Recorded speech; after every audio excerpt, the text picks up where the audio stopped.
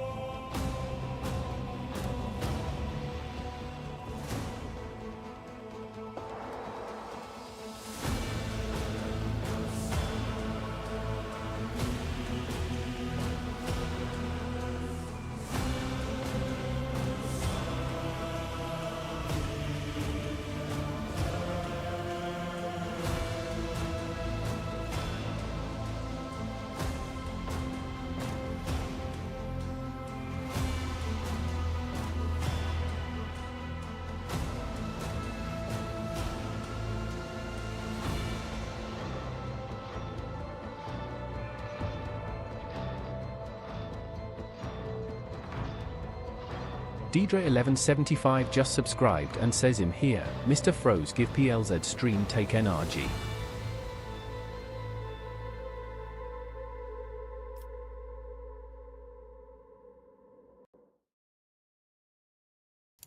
Hello everybody, how are we doing tonight? It is wonderful to see you. Thank you so much for tuning in.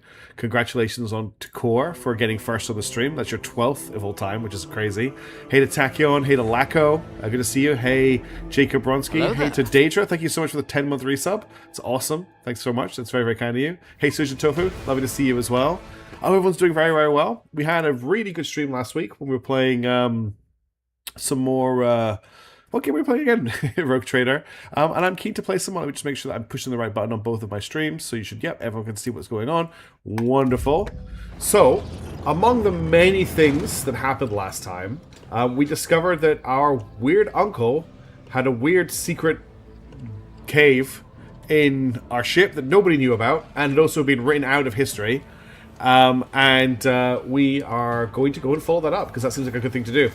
We also discovered that my party is ridiculously overpowered, at least for a mission that I maybe should have done much earlier on in the game. I don't know, but we're very, very strong.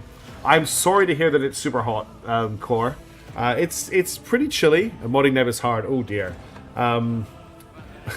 Actually, on that news, there is a new Neb video that's going to come out after the stream. Of course, the Weird Uncle had a Weird Man Cave. Exactly. Thank you.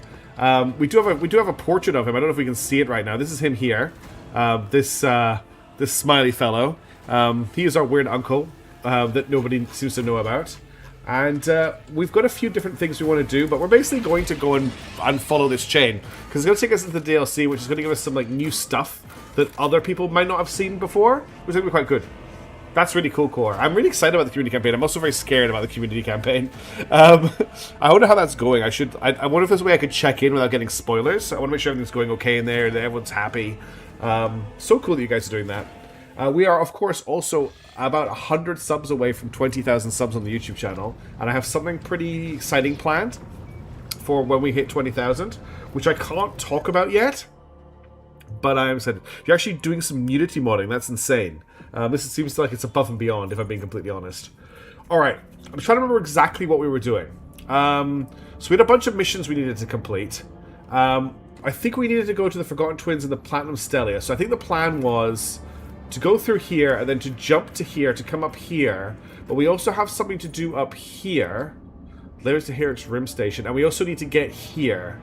So I'm thinking we come down here through to Planet Stelis to answer the call for help. Then we do the visit the Forgotten Twin star system because it just showed up in our book to do.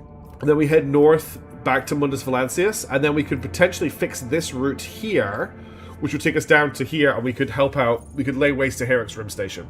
Once we've been up here, there's a place up here we haven't finished a quest in that we need to complete as well. So there's a few things to do, but I think we'll start. Oh no, we actually have to do something here in Yanis. We have to find the seal before we leave. So we have to do that first. So let's look for the seal, and we will just chat while we're doing that. Because I just want to get on with things. I'm excited to play. So we have to go to Yanis and find the seal. I forgot that we actually had to do something in this system. The hidden door got detected as we flew into the system. Alright, the seal is in the estate, so we may as well jump down here. We'll just take the normal party, because I don't think there's going to be any fighting or anything. We're just finding a thing. But there's a sleepy dog behind me, so hopefully she sleeps well. I hope everyone's doing well. I hope it's had a good week. Let me just make sure. I'm definitely muted my mic. Yeah, cool. Oh, it's chilly in Australia, I have to say. It is pretty cold at the moment. Be mindful of your navigation points. Don't softlock yourself. I'm being very careful, Daedra. I know I used a lot to get back here. Okay, I'm guessing that the seal is going to be in... Oh. It's going to be inside the palace. Hang on, my camera's all confused. Here we go. I'm guessing the seal is going to be actually inside the estate. Let me just check what the journal says. Yeah, and that's activate the operations layer. So that's where the things are coming. Deal with disrupted shipments. Ask for help from Gratis. So those are our chapter 2 quests. Search for full shadow quarters for the heretics. Talk to Heinrichs with the cult of the final dawn. Okay, I need to do that.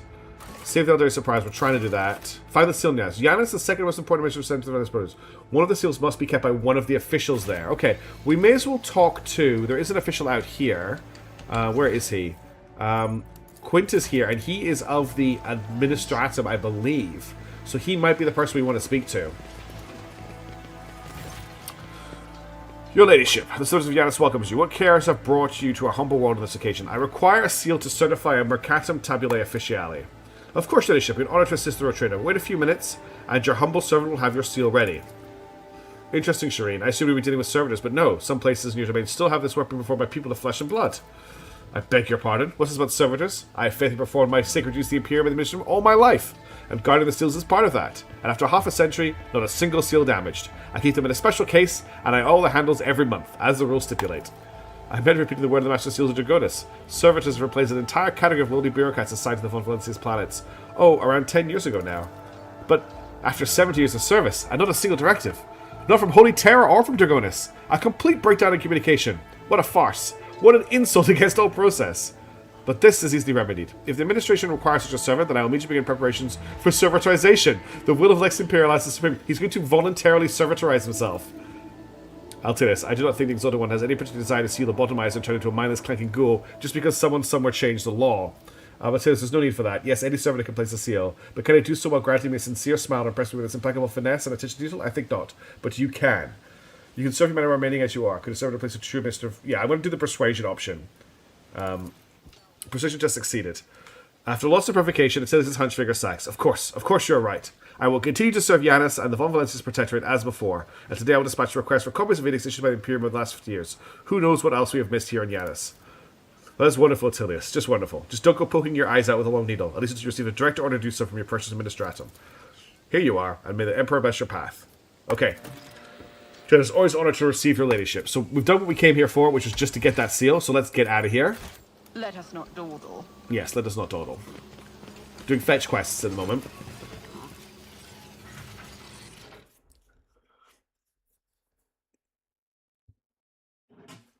Alright, if we want to get to our next objective, we're probably going to have to just do a bit of flying, so we don't spend navigation points.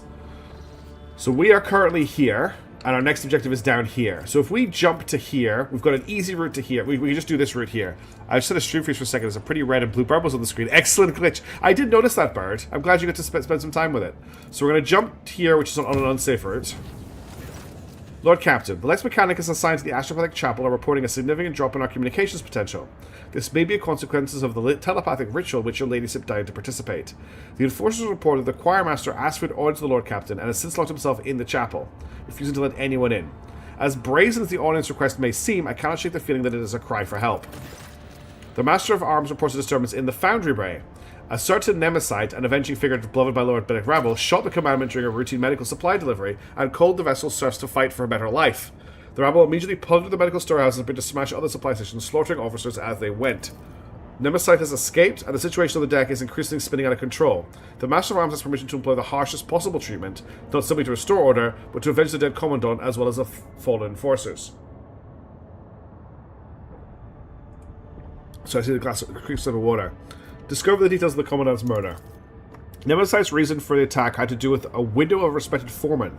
She delayed the queue by begging to be given medicine for afflicted children.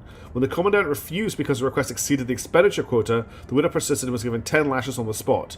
That was when Nemesite fired the fatal shot that set off the mutiny in the compartment. Learn more about Nemesite. The Master Arms report there is a fourth Nemesite to operate the lower decks over the past few years. The previously were captured by enforcers and would each openly identify themselves as Nemesite. The public executions evidently had no effect. People continue to rally around their hero as soon as one emerges and always believe in the invulnerability of their champion. The Seneschal points out that all Nemesites act in the same fashion. Whenever the rebel is feeling oppressed, they step forward, serving as a spark that ignites the fire of sedition. They target the officers most hated by workers for their strictness and adherence to order, with every murder bringing cheers from the commoners. The Voxmaster shares the rumors about Nemesite that abound on lower decks. Some say he arises from the blood of oppressed labourers. Some that he is the vessel's spirit of justice. Others still believe that he is an immortal hero. Such veneration makes it very difficult to capture the Riffraff's champion. In light of discovery of a gene-stealer cult cell on the ship, Heinrichs von Calix remains paying special attention to the Nemesite story. The interrogator suspects that escaped mutant is behind the incitement to revolt. It is similar to one of the tactics employed by these enemies of humanity. Requested information about the Foundry Bay. It is a place of unbearable heat and poisoned air, where scrap metal is melted down into plates that are yet used to repair and refit the hull. There are no critical facilities here, and the bay is fairly easy to isolate. This opens up opportunities for quelling unrest with no casualties among the enforcers. Alright, so I've got the option to confront the exhausted people by giving them medicine, comfort the exhausted people by giving them medicine and supplies. I can sow division among the rabble. Whoever gives up Nemesite will be moved to the modal decks and paid a year's allowance. I can dogmatically, ruthlessly crush the unrest by shutting down life support, or I can authorize the Master of Arms to punish the Foundry workers as she sees fit. I'm going to link this up to you. There's 4 options there. So option 1 is Iconoclast, option 2 is sow division, option 3 is dogmatic, option 4 is authorize. I'm not sure there's that many people here at the moment, but let's do a quick vote. 4 options, 1 minute, let's go. So option 1 is for Iconoclast, option 2 is for just sowing division, option 3 is for dogmatically, ruthlessly crushing everyone, and the last one is to authorize the Master of Arms to punish. Sujin Tofu is going straight in there with an option to send in the Master of Arms, who we know is trigger happy, and probably quite keen to prove herself after letting a Gene-Stealer cult take its place on the ship. There's another vote from Daedra for option 4. Just so you know, option 4 is this option here, the one at the bottom. So make sure that's the one you're wanting to vote for. Yeah, I don't think we'd have that many votes this early on the stream. Hope everyone's doing well. 30 seconds left of the vote if anyone else wants to jump in. I know the football's on as well. That's okay.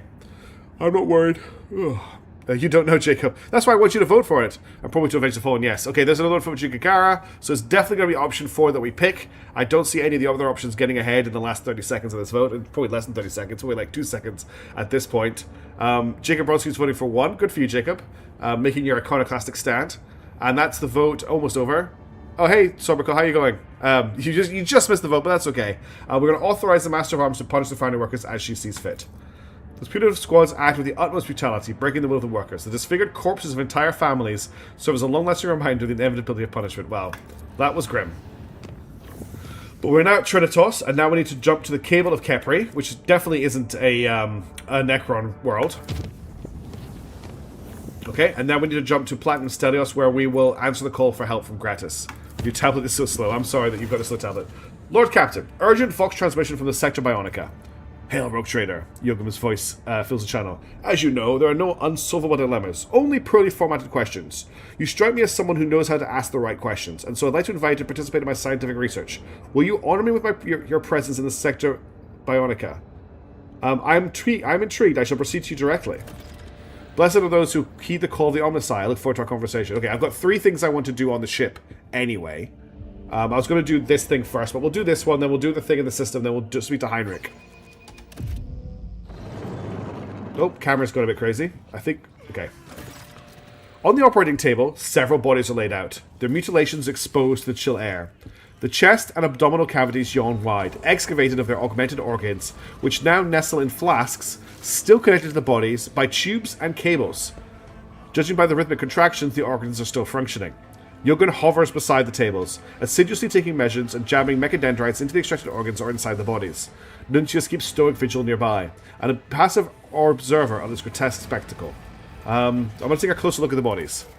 The three men of differing ages lie before you, young, middle-aged, and old. If you look closely, you can see they still have a semblance of life about them. Each one is at the top of his skull, delicately removed, and electrodes are now attached to the bluish-hued brain tissue latticed with blood vessels.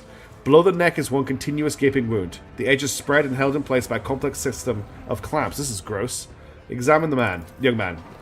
The pathologically emaciated build and spindly, almost transparent limbs indicate this is a void-born.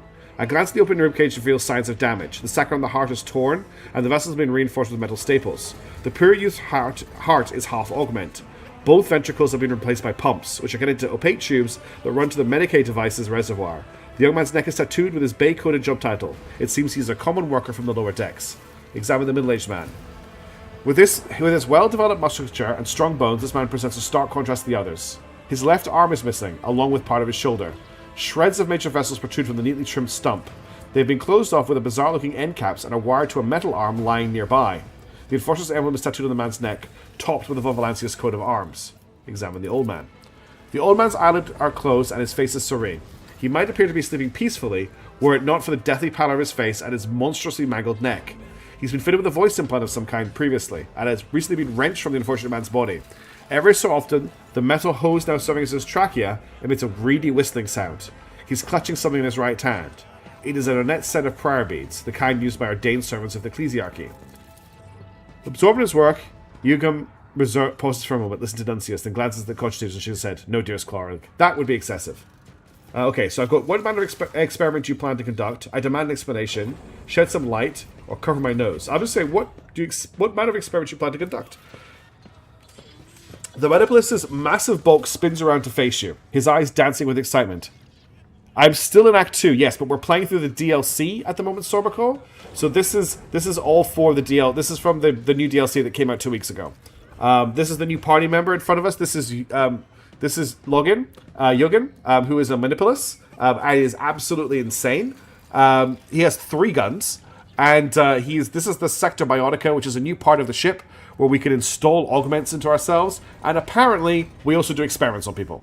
The Manipulus's massive bulk spins around to face you, his eyes dancing with excitement. Rogue traitor!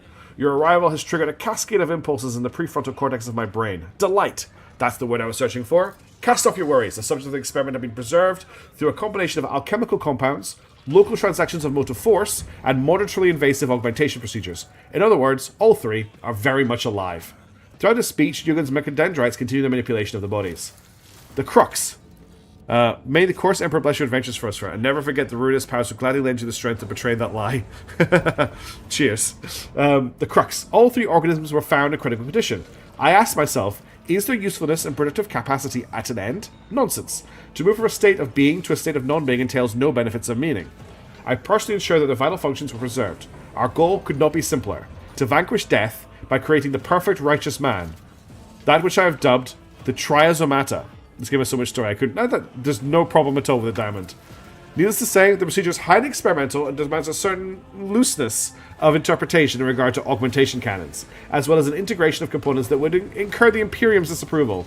But the Omnissiah teaches us to surmount any obstacle in the name of knowledge, especially when pursuing a goal of such magnitude. Triasomata? What is that? The triune essence, the amalgam of the best constitutions of 3 individuals who have excelled themselves in service. Metaphysically, it consists of 3 beings: mortal flesh, ferrum sanctum, which is living metal, and righteousness. By creating the perfect combination, we will achieve a totality that is vastly superior to its components in its qualities and usefulness to the Imperium. What is the practical significance of this experiment? In their current state, each of these subjects is doomed. But just as parts of dying mechanisms can be combined again to create a functioning machine, so too can these subjects be combined into a single entity, granting them continued life through the correct configuration of the living metal and organic components of all 3. The only thing I require to continue the experiment is the solution to my dilemma. Which subject should serve as the basis? How did you decide to create this out of these three? There are strong arguments in favor of each of them. The generator raises a clawed mechadendrite and begins flexing its memory to produce in time with its words. Firstly, they all perform service impeccably, which suggests outstanding human qualities. Second, each body is robust enough to receive the blessing of the Omnissiah. And thirdly, there is no chance of salvation for any of them. So let's keep that in mind. They are all going to die. They are all currently dying. They cannot be saved. Why are all three subjects so horribly mutilated? Two reasons. The first is they were previously fatally injured. I have performed numerous rites and manipulations to ensure that each was able to avoid a fatal outcome. The second is that I have been conducting the necessary measurements to fully assess the compatibility of the configurations of Ferrum Sanctum and organic components for an optimal experimental result. This often requires the extraction of said components.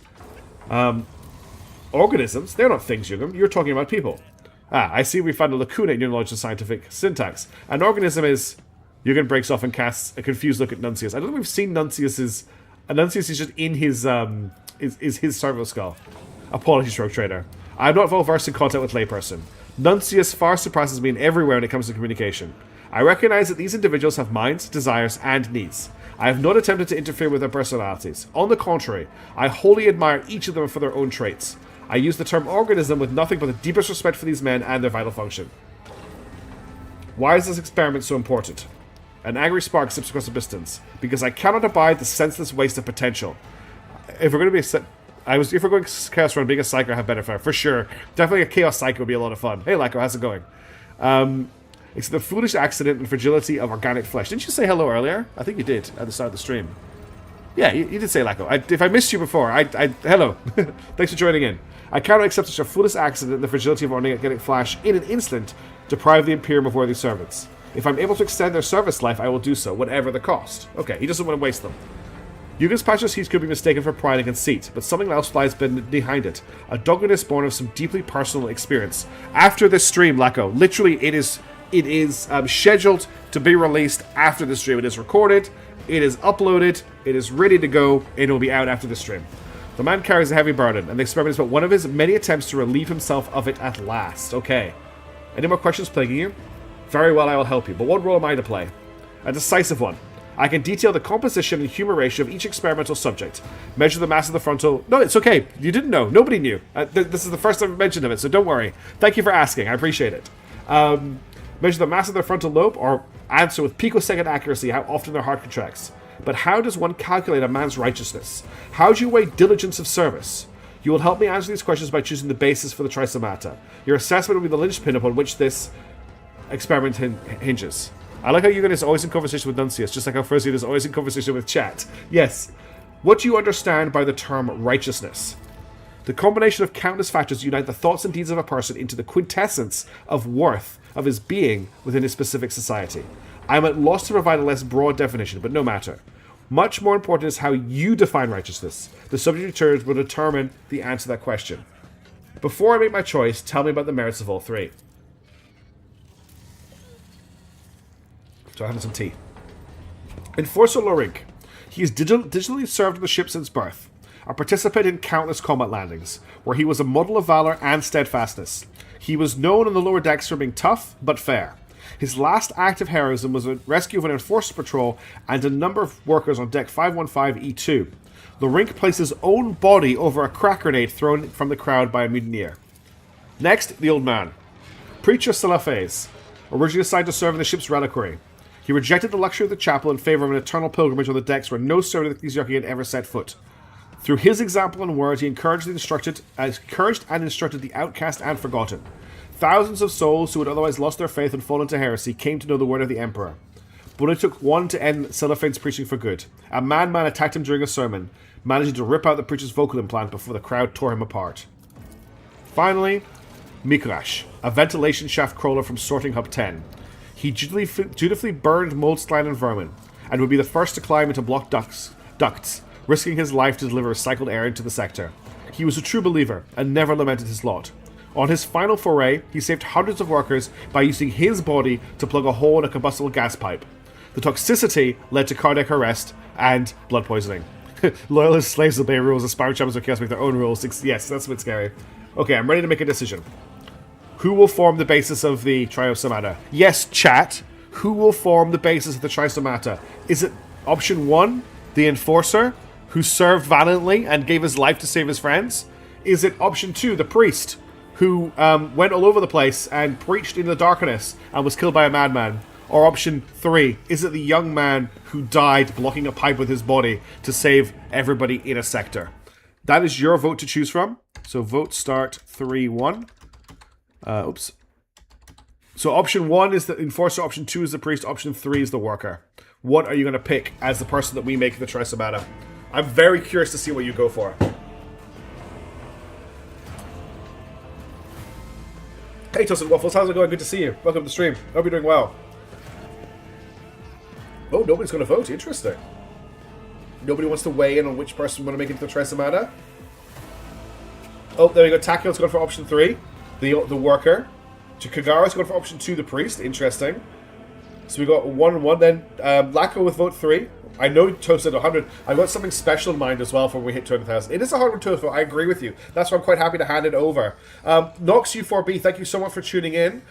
You've left a space in your vote, so it's not going to count. Make sure I'll count it if we get a draw, but if you vote without the space, it'll count. Unfortunately, my programming skills aren't good enough to get the bot to recognize if there's a space after the word vote. I'll have to work on that. So there's actually... Oh, yeah, you fixed it, honestly. Awesome. So there's 4 votes for option 2, 3 votes for option 3. We're getting very close to the end of the vote. It's going to finish any second. So if you want to get on the vote, you're going to... Okay, that's too late. The vote is ended. Diamond with option 2. That's fine, because we're all going for the Priest. Okay? The Priest is being made into the Triumph.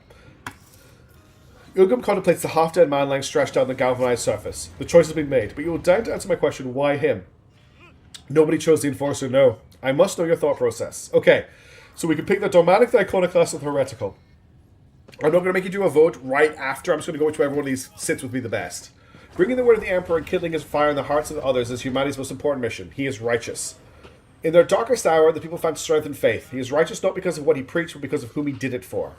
A man whose words are heeded by the throng and who can make the masses follow him is more than useful. Usefulness is a fine criteria for righteousness. I actually quite like option 2. That's alright, Diamond, you did miss it. Yugen closes his organic eye, deep in thought. Finally, his face breaks into a smile. Thank you, Fros.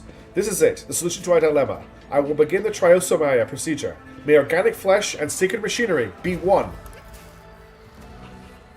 He's basically making a Frankenstein. It took him 2 hours and 20 minutes. With a barely audible crunch, Yogan's injection mechadendrite pierces the brain tissue. The man's face contorts in anguish, and his back arches in a fit of spasms. His brows furrowing, the generator delivers a powerful pulse of molten force, and the unfortunate man drops limply back down on the table. The tech priest manipulators dart between the 3 borders, separating organs, augmetics, and limbs, and transplanting them to the new host. Discharges of energy coruscate around Ilgan's hulking figure, growing brighter and brighter, until the final flash leaves you temporarily blinded. When your vision returns, you see the maneuvers carefully release the subject's limbs from the restraints. The process is complete!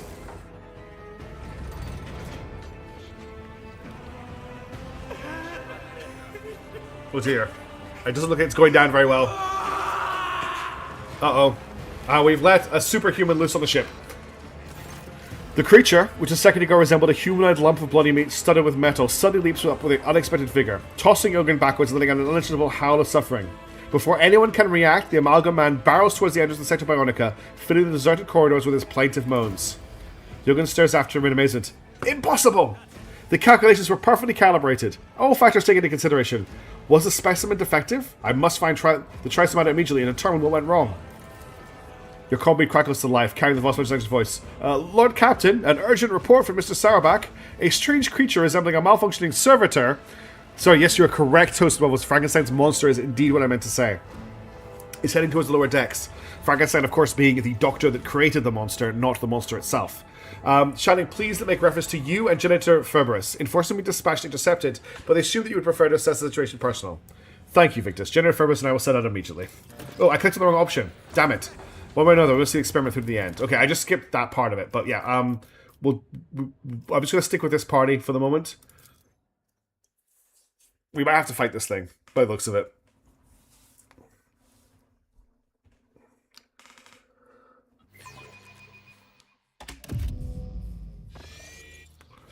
This does feel like a combat that we're getting ready for. Oh, there's the bloodstains on the floor here. bloody bare footprints stretch further in the passageway. The air smells of machine unguents and Medicaid substances. Keep your wits about you. Oh, we found a body.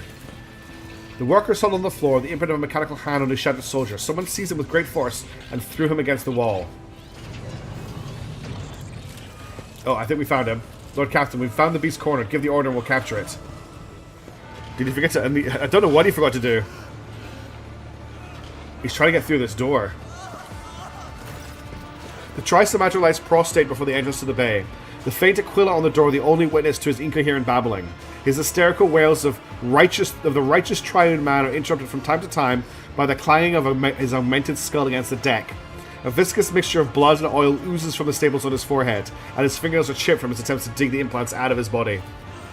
Quavering, decrepit voice wheezes with desperate prayer. Prayer is not words, prayer is the deeds of the righteous. My sandals are worn to shreds, but I still walk. A spasm racks his body, and his already muddled speech turns into a frightening cacophony that barely sounds like language. Suddenly, the Trisomator pounds his hand on the deck again and speaks forth another medley of ragged sentences. I lead them, but I myself am lost. Good Emperor, I pray, answer, answer, answer. Yogan clutched his tongue. The subject left the Sector Bionica prematurely. Nuncius is right. I was so absorbed in the Trisomator procedure and successful outcome that I made the mistake of unfastening the restraints before the psychological evaluation could be conducted. Rogue Trader, we must stabilize the Trisomator before the specimen is lost forever to us. How do we stabilize him? Just as a bandage binds a wound and a patch secures damaged steel, so can words heal a fractured mind. He is bewildered and frightened. He does not understand the gift that has been given to him. Talk to him. Address the Nuncius, present me. I will just address him. The mumbling and... I'm going to try, Nox, don't worry. The mumbling and head-thumping stop. The man shifts his cloudy gaze to you, and you see recognition. God Emperor, take pity on me. Take me to the foot of your golden throne. My sandals are worn to shred, but I walk. I am lost, so lost. The old man squeezes his hands in the side of the Aquila and presses them into his chest so hard you hear the crunch of his organic hand against the augmetic. Alright, we need to hit him with something very faithy. So we've got, you are not lost. On the contrary, you have set foot on a new path. You are ready to die, but the God Emperor said that you must live, so live and lead the faithful. Or, I can do a Persuasion 100, focus on what's most important, remember who you are. But I think that he is a dogmatic person. He is a priest. So I think I'm going to hit him with the dogma.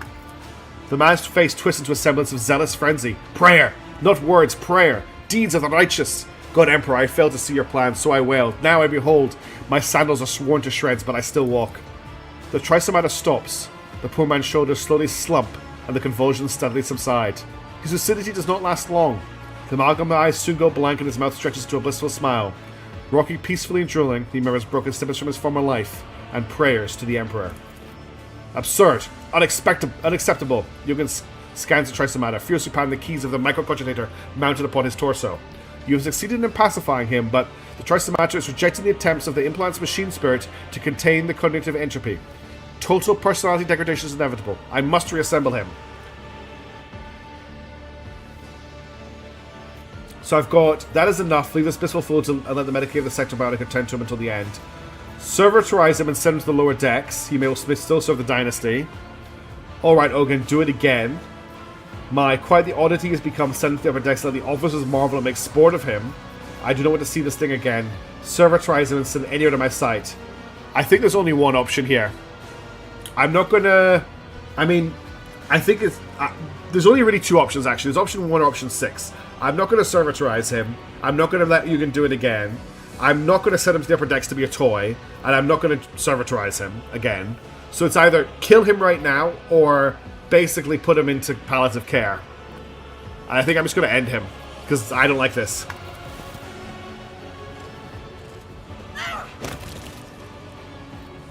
Sorry, friend. The Triune Man sinks slowly to the floor. His augments shudder for a while, then stop forever. A strange expression is fixed on his face. A smile of liberation. The tech priest looks gloomier than a cloud. Rogue Trader, I am experiencing a cognitive block. I have analyzed every possible hypothesis and double-checked every step I made, and I have failed to identify a single mistake. The organic parts and the firm sanctum joined together perfectly. The brain was perfectly preserved. These complications should never have occurred, yet the outcome cannot be denied. My calculations are perfectly correct. This is an incontrovertible fact. So the flaw was in the conditions of the subjects themselves? People are not machines, you try to break people down to mechanical components, your original hypothesis is flawed? The worker and the enforcer and the priest have their own purpose. It is impossible to assemble them from a unified whole, fit for all three roles and use at the same time. I think I'm going to go for the first one. People are not machines. You try to break people down to mechanical components. Your original hypothesis was flawed. But my hypothesis is flawed? But how? It's inconceivable! Or have I strayed and committed heresy by believing that? I comprehended the nature of the machine god by thinking that we are simpler creatures than him? Rogue Trader, I thank you for your contribution to our research. Nuncius and I can now call you colleague in all earnestness. I need to think, rethink, and discuss this new data with Nuncius. Please find me on the bridge later. We must discuss the results of this experiment. Alright, that was a dark little side quest that we just had to complete. Mangled Aquila from the edge of the gleams of the puddle of oil and blood, the only reminder of the tragedy. Okay, let's get out of here. That was a very sad little side quest.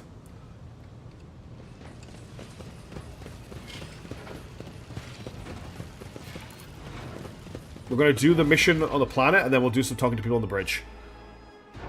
But just in case this goes wrong, I'm going to save before I head down to the planet, because this could go very badly. Because I think this might be a space battle that we're not ready for. Okay, game saved.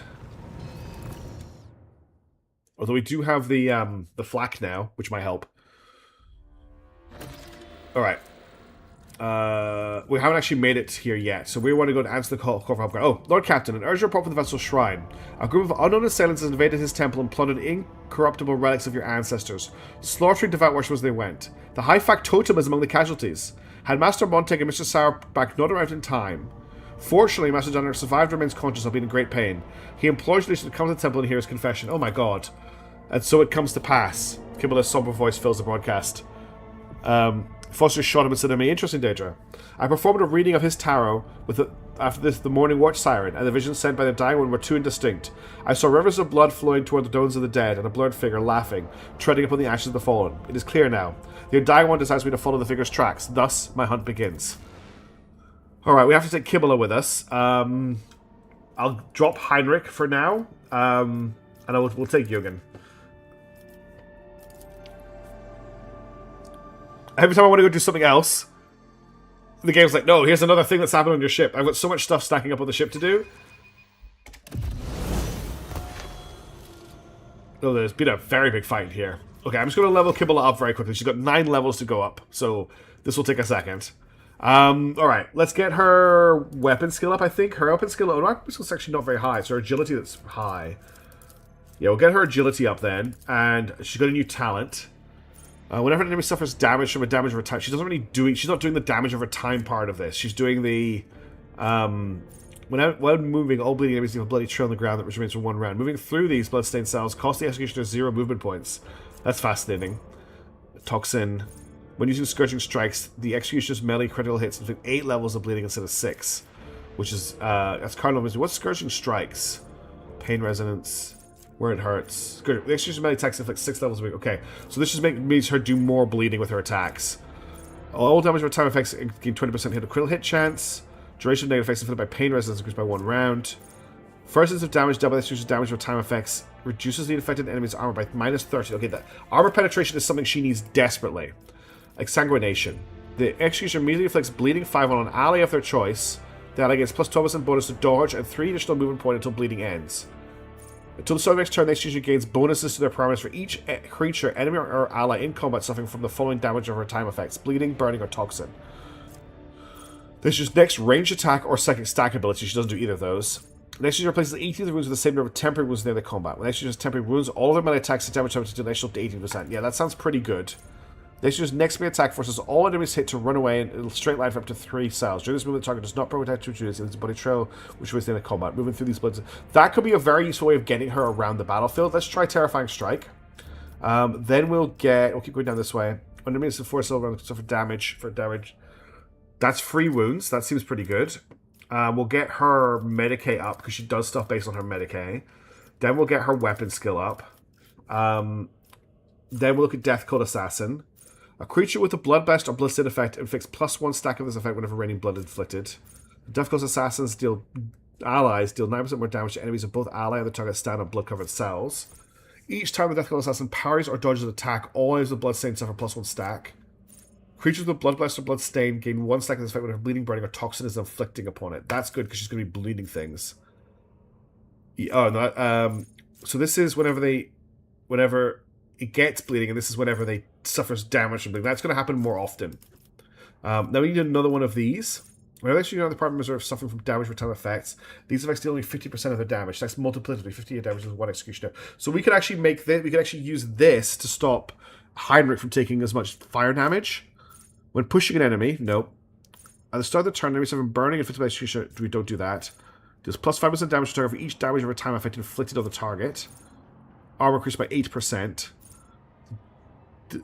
That would be extremely useful. The hardened body.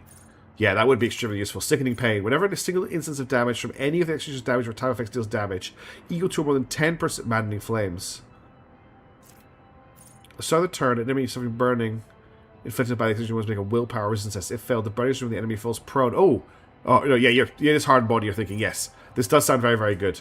This is actually party-wide buff, even if we're not setting ourselves on fire. It just makes damage over time effects take 50% less. That's actually just an insanely good talent. We'll bring her weapon skill up some more. We'll get her Medicae up some more. Carnival. After the uses Carnival, with any target that suffer and will suffer, their armor does not reduce damage dealt by damage over time. Enemies in the 6-star race suffering from immediately suffering instances of damage. So they combat all damage dealt by enemies by extra damage over time. 100%. Sometimes combat extra healed by damage over time effects instead of suffering. Okay, that's cool. Gets healed by damage over time effects. Yes, please. Next. What else is down here? Vivisection. This year does plus 200 bonus to Lord Xenos. Targets of terrifying and strike now make a willpower resistance check with minus 14 penalty. If failed, they provoke attacks. Oh, yes. Oh my god, that's so good. That means that when they run away, they now trigger attacks of opportunity. Next up, we're going to get her. So intelligence is 40, 30. Maybe toughness is actually a good one for her.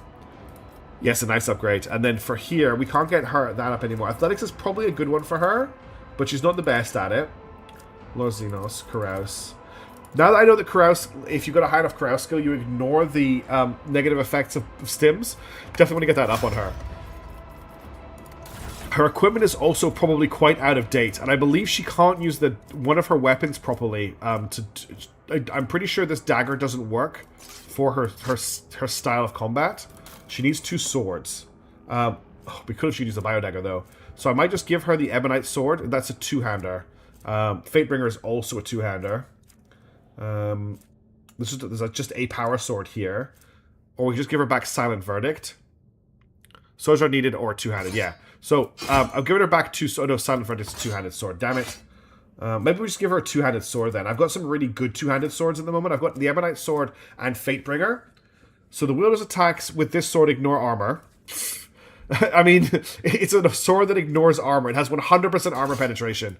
And her biggest problem is hurting people with armor. So let's give her Fatebringer.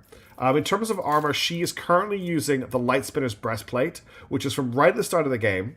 It does give her 50% dodge, with another 7% dodge, and plus 5 agility, which is really, really good. I actually don't think I've got better armor than that. She's also got the Spinner's Mask, which is important for her. Do I have something I can put in this slot? The wearer can move without provoking... Yes, that makes she doesn't provoke attacks of opportunity. Okay, she's actually not in that bad a state. So we'll go with this for her loadout. Okay, let's get on with things. I want to... Okay, we'll talk to the Yocasta. Trader's Vermin, we'll get you a Yocasta. There's a lot of trader things happening on my ship at the moment. I'm just saying. The Master of Arms is barking orders. Confessor Adelbart is murmuring a prayer, and the Infernus Master is circling the chapel with a keen eye as if watching for a threat. Kibboleth quickly sweeps her gaze over the destruction before focusing on the bloody footprints that stretch from the ruins of the reliquary. High Factotum Janus Danrak. The High Factotum's velvet coat is streaked with blood, and Janus himself is deathly pale. A Medicae officer is working on the black gunshot wounds in his chest, and Janus grows faintly with every touch. He focuses his eyes on you with tremendous effort. Forgive me for not greeting your ladyship with a bow. I must tell you, Nemesis has stolen the great relic. Janus, what happened here? Serfs in red headscarves. Oh, cool, Twitch drops. Oh. The Twitch drops active. I thought the Twitch drops were over. Yes, I can only do Twitch drops. I think pretty much only Twitch drops can only be for PC? I don't know. I didn't even know they were on.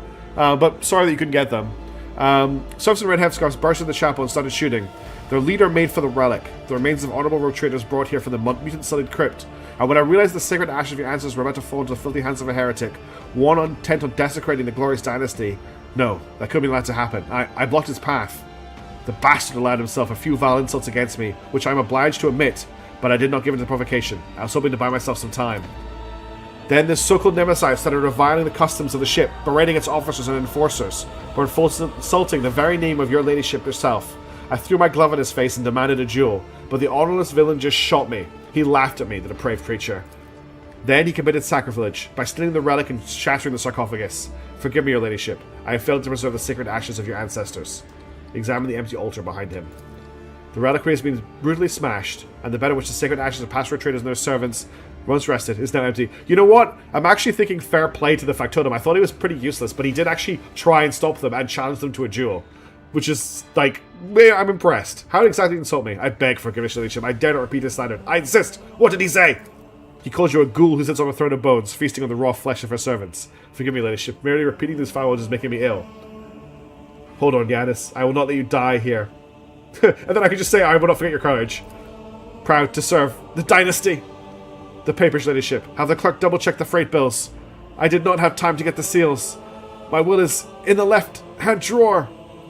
How badly is the High Factotum wounded? He's losing a lot of blood. I advise you to hurry. Master Durnock should be on a surgeon's table as soon as possible. I'm holding on, your ladyship, worry not.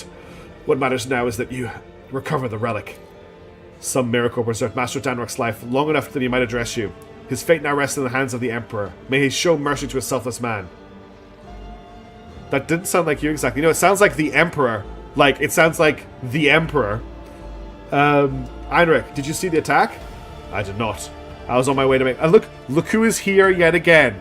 My favorite character that I'm starting to worry is a bad person. I did not. I was on my way to after a prayer when I heard gunfire and ran as fast as I could. When I got here, I saw Master Danrock, and I think the next thing I did was just press his wound and spout curses. So much for being a heroic repairman. I wasn't much use, was I? Nemesis? Yet another spin on that old wife's tail? This old wife's tail was blessed with amazing corporeality. Whoever that bastard in the red scarf was, he went by that name, and spoke very impertinently of your ladyship. He dared to threaten you and promise that for every dead serf in the Foundry Bay, 3 occupants of the upper decks would perish. Despicable villain. Just another arrogant rebel, wrapping himself in a crimson rag and wreaking havoc for the adoration of the commoners. Not this time. No one has ever dared to raid the upper decks before. Never in the ship's history has the fear of the rebel been so blind and fierce. Damn you, Yocasta! How did the renegades manage to sneak all the way to the upper decks? They had help. We've discovered the hidden corpses of several chapel attendants. The traders took their clothes and led Nemesis and his accomplices straight past the patrols. Those were good people, pious people. They never slighted a serf in their lives. Why punish them? I swear that these innocents will be avenged. May the Emperor be my witness. I will strangle this Nemesis with my own 2 hands. May the Emperor protect your... Apologies, your ladyship, but we're taking Master Danrock away. He's unable to take anything more at present, and every second delay could cost him his life. Alright, things are getting serious on the ship. Or some other day I think this is one amount of skulls feasting upon the subjects. You mean like a certain chaos god of combat? Also, they're wearing red scarves. Do we have a Cornite cult on this ship now? Oh, jeez. We've already dealt with a Zinch beast on the ship. Oh, no, it wasn't on the ship. That was actually on the planet. So what do we have so far? Master Danrock is on his deathbed. All the attackers are either dead or have absconded along with the sacred relic, and the witnesses all agree on one thing. Nemesis and his accomplices came out of nowhere and struck suddenly. Only the throne knows where we can find those bastards now. We will find them. We will turn this vessel inside out if we must. There is nowhere even a void rat can... There is no need. The Blood's Whisper will lead us to Nemesis. The Blood's Whisper? Did you perform another divination, Miss Not-the-Psyker? Yes and no. His tarot guided me here and told me of the evil that lurked in the shrine. But beyond that, the bloody path carelessly tread by the traders will leave the truth. With all due respect, Spinner, the enforcers have already questioned all the witnesses and compiled an extensive list of evidence, none of which tells us anything about how or where the troublemaker calling himself Nemesis may have escaped to. Kibala, tell us everything you know. He shot, and yeah, that's true, Sujin Tofu, but sometimes shooting is basically stabbing at long range. Kibala sharply turns to face the crimson splashes on the floor and walls of the shrine. Her pupils dilate, threatening to drown her irises in darkness. Her expression turns distant, her voice becoming low and strange. Yep, she's a psyker. This blood is drawn in a pattern of retribution. The one who spilt it appeared later. They moved swiftly and furiously, numb to their own wounds. An enforcer who was drawn to the gunfire witnessed sacrilege? Probably. You have to say, with all the DLC, the Roach ship was the most infested, beautiful ships in the galaxy. Yes, I'm kind of feeling that. Strong psychic presence have a similar effect. Primax are an example, but there are numerous other Xenos races that can inspire the same psychic terror, awe, and reverence. Okay. So if it's not Gene Stealers, who else could it be? Mork and Gork levels of wisdom. Exactly. What is a gun but a long-range knife? As for this pattern, it was made in fury and desperation. The one who left it was wounded but did not flee. The only thing I can think of are Dark Eldar, but the Dark Eldar aren't on the ship. They fought back while they could, and then they retreated into the darkness. Into the darkness of the maintenance tunnels, hidden within the walls of the shrine. If the Titans escape from the maintenance tunnels, we can send in the forces after them. It's because of Frontier mission. Yeah, how infested that is. I think it's so. The technical control corridors extend hundreds of meters in different directions. Nemesis and his men must be fitted with the tunnels and possess either a map or a guide. Do you know who would be very familiar with the tunnels?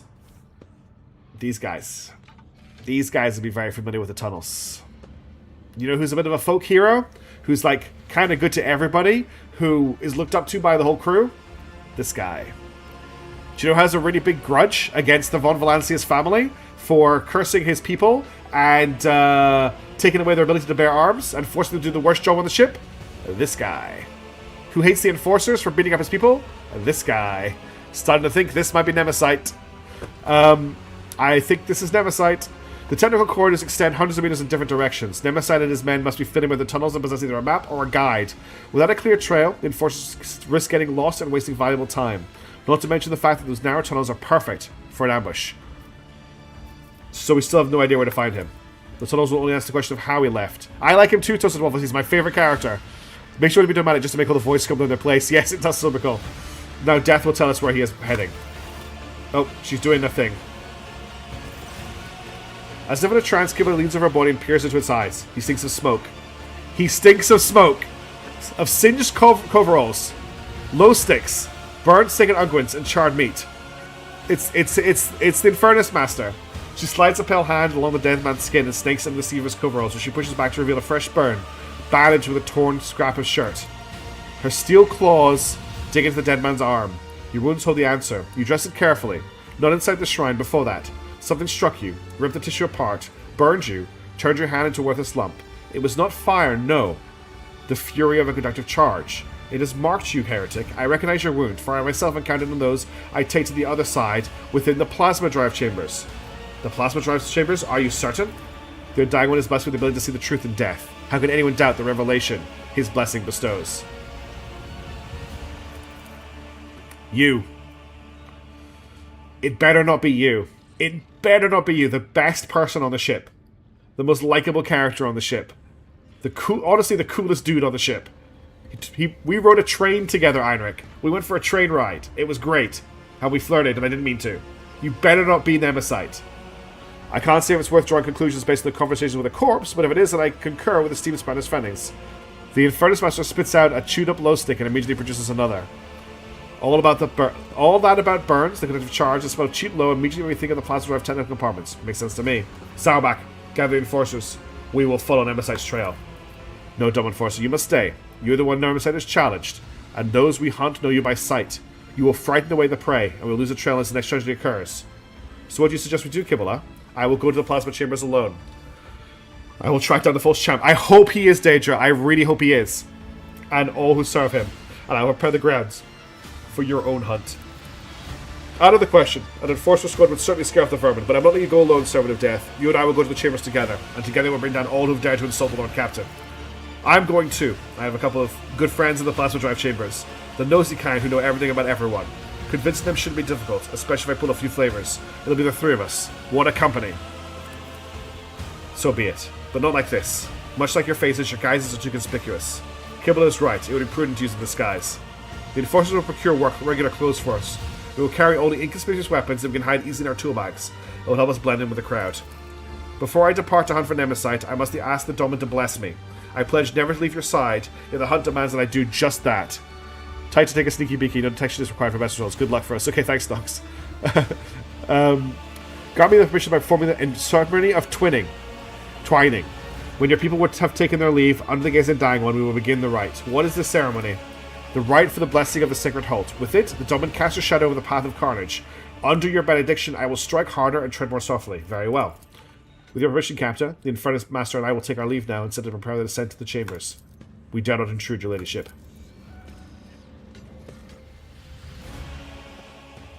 Sit down now, Dominforsen, and listen. Let the ceremony of twining begin. Using a finely honed blade, Kibble carves an intricate symbol on the floor, then bridges a small bundle of wrapped incense-laden parchment and sets it alight. You are my Domin, I am your blade, and I am honed by your blessing. My arms are strong and your will is strong, and as long as the Undying One hears your prayers, my feet will go unheard. Her blade kisses her palm, and dark blood begins to trickle and spread over the bottom of the ritual cup that has now appeared in her hand. With our blood and our we will spin a scarlet web. Oh, it's like warp, but it's red instead of purple. We'll spin a scarlet web, the symbol of the hunt. May it herald our praise to mind. Kibble puts a dagger into your hand. You suddenly feel how heavy your eyelids have become. Your heartbeat slows in your chest. Her words linger, then rush through your mind in a deluge. The heavy scent of incense envelops you and makes your head spin. Make a small cut on your palm. The pain gives way to a burning sensation as Kibble grasps your hand and squeezes it over the ritual cup. But this new discomfort was quickly replaced again, this time by a dull numbness and the faint warmth of blood flowing from your open wound. The twining is the blood oath, and I have made to my lady. Kibble dips her fingers in the spilt blood and traces the symbol, first on her own forehead, then on yours. It appears to resemble a blade that is cutting through an intricate knot. Anoint me with your blessing, Dominforce, and I made the ceremony of twining complete. Commence! Kibble's face bursts before your eyes. No matter how hard you try to focus and dispel the vision, in place of her face you see a death mask, a broken skull with hollow eye sockets. May your fury and resolve be unshakable. May your loyalty to the flesh be ever steady. Be merciful. I bestow my blessing upon you. May your fury and resolve be unshakable. Let's get Warhammer about this. One who follows the thread of the web fights not out of rage, but with a mind as cold as stone. Nonetheless, rage can become a potent hand in the hands of a punisher. I understand. I accept your blessing. Your body cannot accompany us on this chase, but your spirit, there's nothing a spirit cannot do. The twining is complete. Is it planning to push Kibble to chaos? I imagine this is just some pull from Corn. I feel like definitely. But she also rejected rage there. The twining is complete. You and I are now bound by the blood oath. Think of me while I hunt, and I will think of you. Become a thought flowing through my mind. If the Undying One is gracious to us, he will send you your dreams, and in those dreams you'll see me. If he is more gracious still, the dreams will be truthful, a Gordian knot resolved by a single honed blade, cutting to the crux of the matter. I trust you, Kibble. Let us begin. You receive a faint smile from beneath her death mask. Kibble hands you the cup, and begins tracing her finger on the bottom while whispering a prayer. Watch now, Dawn. What does thy seeing eye behold in the converging patterns of blood? You see shifting images in the blood, a spider crafting a fine web, blurred shadows that could resemble either a swarm of void rats or an enraged hound, crossed blades, a card of the Emperor's Turret, and as soon as your gaze lingers on any of them, reality bleeds through the fluid shapes. Soon your spirit will be able to follow me. I will bid the servants to carry your body to your chambers, where you will not be disturbed. Wait in silence and safety. For me, the hunt has begun. Kibble's footsteps fade away, melting into the same impenetrable darkness into which your consciousness is extinguished. What on earth is going on?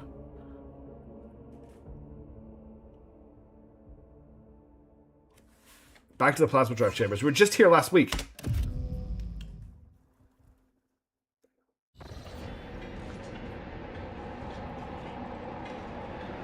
I thought she was supposed to be in disguise. Stale air. Oppressive noise. Oh, she's got her mask on now, look. It's a different portrait. Stale air. Oppressive noise. The hum... Gizbella 6 is going dark. The hum and whir of machinery drown out all thoughts. This place rings with tension. It is the powerful energy coursing through the cables, or how the wails of the workers merge into a cacophony of indignant whispers and desperate prayers. Lost, mired in petty troubles, unmindful of duty, their voices creak as if covered in rust and their eyes are dimmed by the endless drudgery and lack of light here on the working decks of the Domin's great ark. I've seen it before. In these murky depths, people become creatures all too ready to devour each other for worldly gains, fleeting pleasures, or imaginary freedom from obligation born from the abyss of spiritual emptiness. The Undying One punishes them through me. Disgusting mutations, abominations, reflections of vice are born in these shadows, and I will be their doom. The thread shakes. The web is taut. I step silently. May the great hunt begin. The thread shakes. The quarry always leaves a trail. We may not see it, but we can feel it. I taste the air, the scent of fresh dye and the salute of sparks. This is new, pleasant. The upper decks reek of luxury, but here I feel comfortable. There is something else. This is it. I recognize the smell. Unguent, low, burnt meat. Just like the shrine.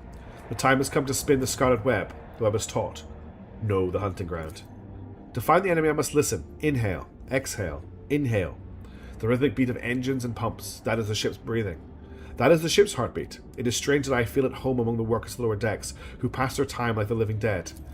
Warmth spread through my chest. I like to think that it is the connection with which the Undying One has bound me and the Doman's fates together. He's blessed us, and we hunt as one. I step silently. Darkness is our ally, merged with the shadows. In the twilight of the chamber, barely illuminated by flickering candlelight, I become like them, the lost mired servants. They will become unwitting allies in my hunt. Their hopelessness, their desperation, their thirst for survival will become tools for my use.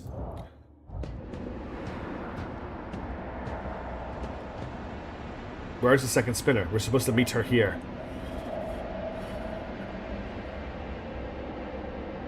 You know that feeling when you're being stared at, but you can't tell by who or where from? I have that feeling right now. And she's just there, guys. She's just there. Footsteps, two are coming towards me. Familiar gaits. Those are the Doman servants. I would not be surprised if the cultists set out to tail the Nemesis aside. The spinners are arrogant. We are just another soul to them, a gift to offer death. Steel Mistress's voice is hard and cold like her will. I can see in her eyes that she dislikes me. She is wary, and so she should be. For we serve the Doman, not one another. Does this remind you of anyone at all, Yocasta? The man is enamored with fire. Even his words sound full of biting flames, and he himself enjoys playing with fire, too much so. They bicker again. Their mutual animosity may disrupt the hunt. Examine Steel Mistress in flaming voice. To the lay people, the two are now scarcely distinguishable from common serfs. In a world where status and privilege are defined by appearance, a single piece of rotten cloth is enough to lower your standing. We will become spectral hounds and follow the trail without drawing attention. I am here.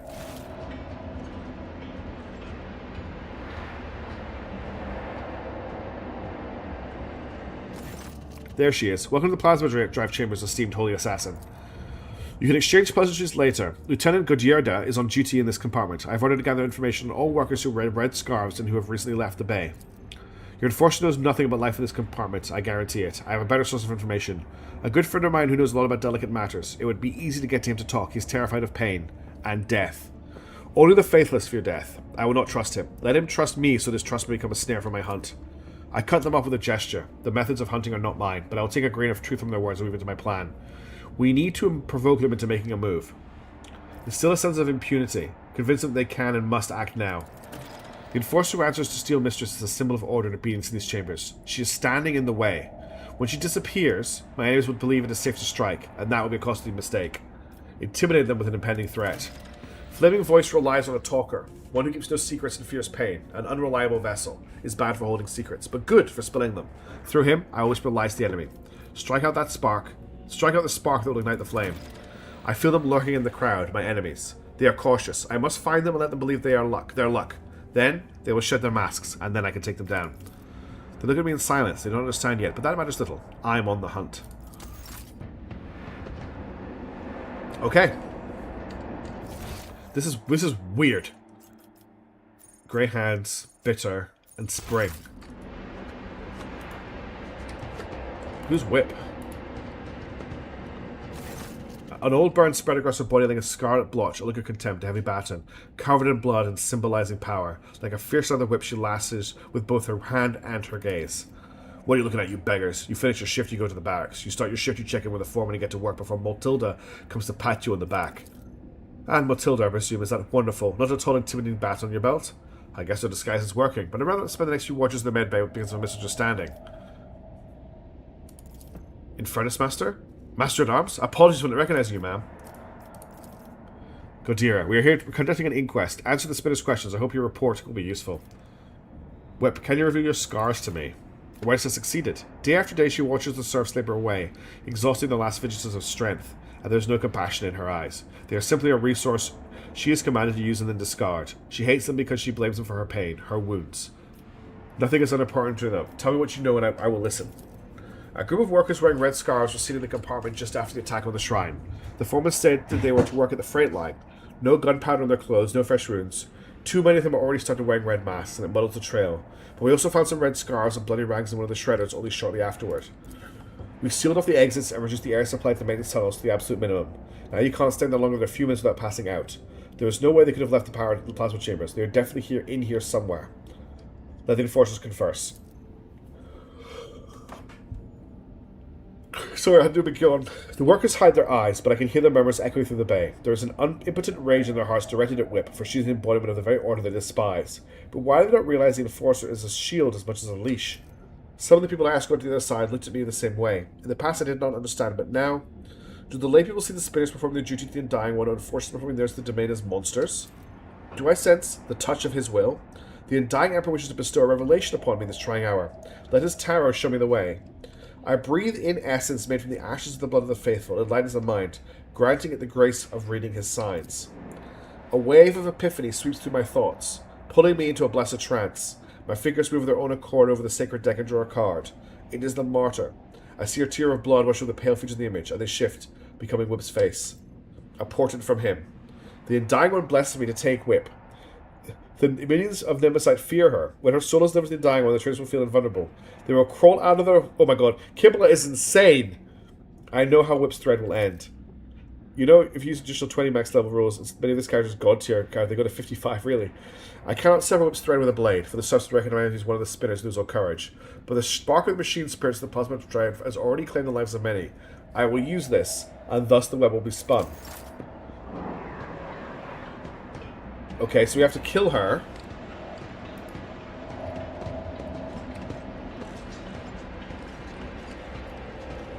Another step, another thread.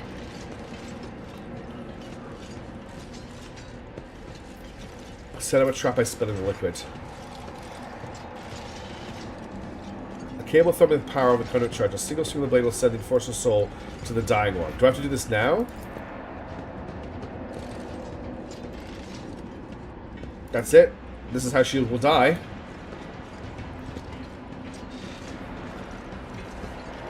Oh, nobody else walks into it. Where is she right now?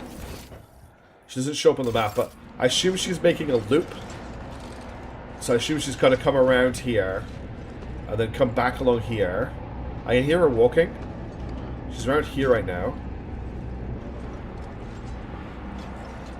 Oh, she's coming back. Rip Whip, I'm sorry. The Emperor told me you had to die.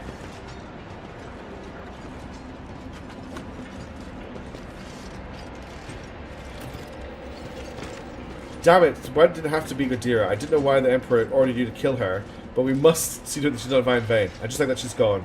She will never know why she died for. We know the spinners going passing whatever judgment they please. Oops. All that for a shock battle. Zap, indeed. Okay. Death walks with me.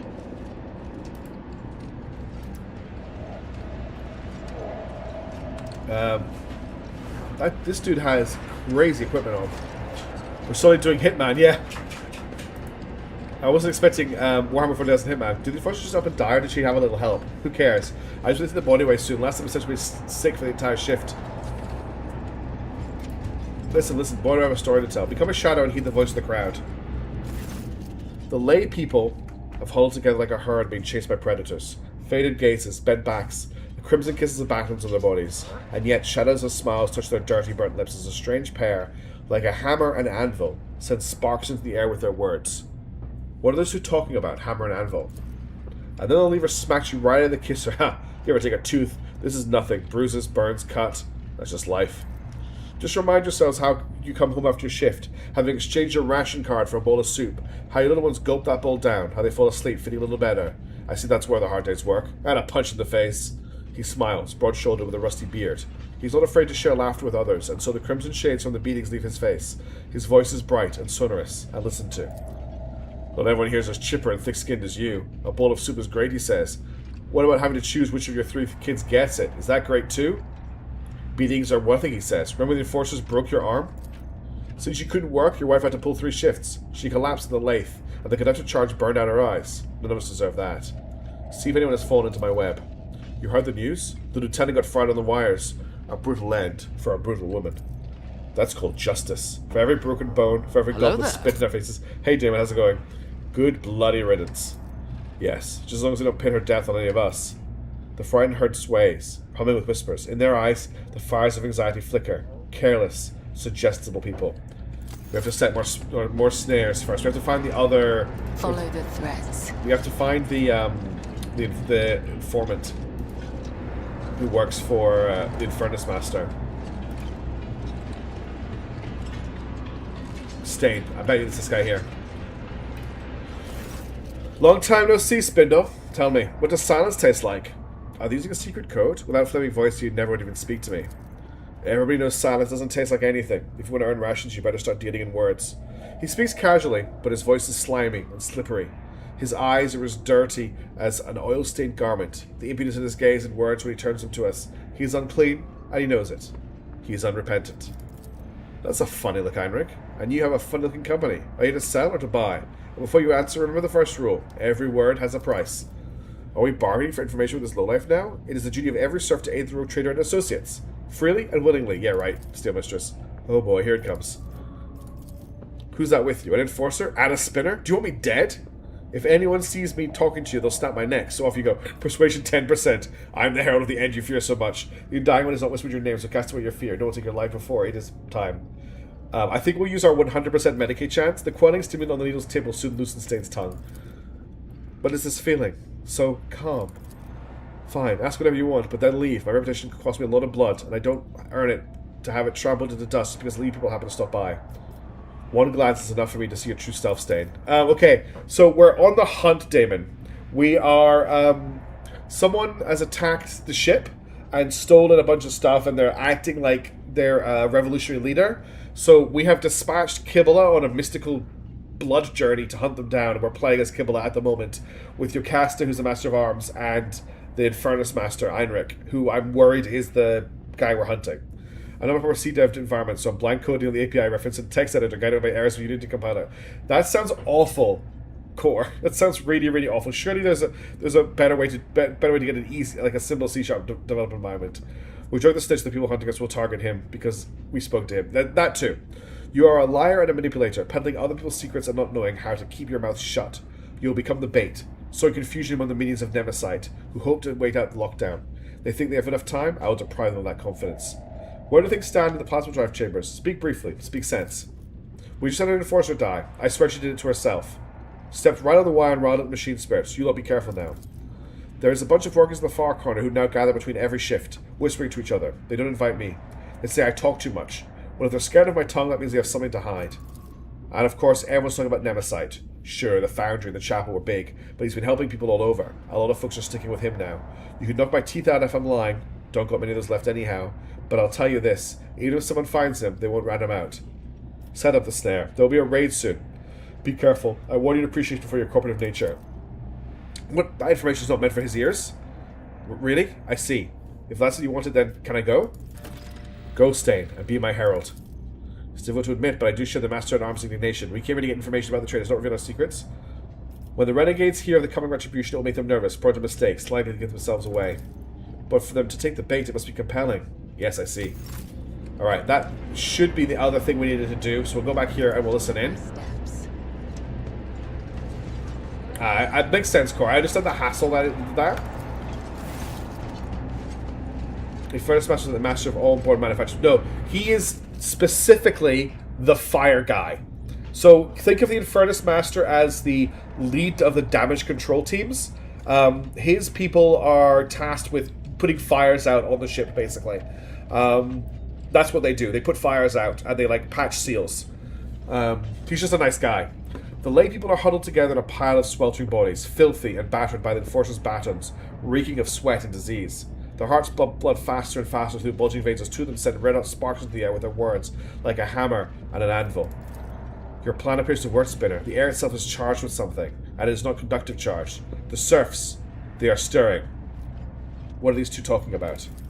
I can hear their whispers, insidious and deafening. No longer do they laugh at the others, no longer do they pretend. The Enforcer is dead, and punishment their protects will soon follow. Nemesi's trail. This is our chance. We need to act. This is it. I can sense that the prey is close. They have little fear of giving themselves away anymore. They need a spark to ignite the flame, something that will convince Nemesi's followers that they are strong and the Dominus servants are diminished. Wait for the right moment, then light the spark. They tell us that this is how it meant to be, just because they were born on the upper decks and we down below in the darkness? Is it really the God Emperor's will that they grow fat on the fruits of our labors? Yes, that's it, David. He's also got some backstory. So he's all of his people betrayed the Lord Captain's dynasty a long time ago, and as punishment, most of them were suffocated to death on a space station. But like 10,000 of them were taken and forced to be the Infernus people, and they're also banned from having weapons on the ship. Revel in luxury while we die without water or medicine. No matter how hard you work, they will wring everything out of you and give you nothing. Who allowed this to happen? The rogue trader, her name be damned. A Grox on the throne. A tyrant throwing our bones into the furnace of her protectorate. Oh, your caster can't take it anymore. Oh no, it's actually a Heinrich. Shut your mouth, foul void dog. This is the Infernus Master. No, it is too soon. I understand your anger. You must temper it. What did you say with the Lord Captain? The one who gives you work, food, and shelter? You insolent deadbeats. I can see. I didn't refuse to pardon them, Doctor. I just sidestepped. I was worried about giving them guns. Yeah, convenient, right? Right, Noxy for me? Convenient. The one who gives you work, food, and shelter, you insolent deadbeats. I can see why you have gathered here, and I will not let you start another rebellion. Why are you reaching for your Voxcaster? If you do not disperse, I will give orders to vent the plasma chamber. You have 5 seconds. 4. That tyrant's lackey. If you do this, you'll die with us, you madman. Hello, puppy. Do you want to go outside or do you want your blanket? Hang on, let me just sort the dog out. Do you want me to wrap you up or do you want your blanket? Which one do you want? Do you want me to wrap you up? Okay, into bed. Good puppy. I'm just going to quickly grab a glass of water, everybody. Once I've wrapped her up. There you go. Now there's your blanket. And I bet you're going to get up again once I get this glass of water, aren't you?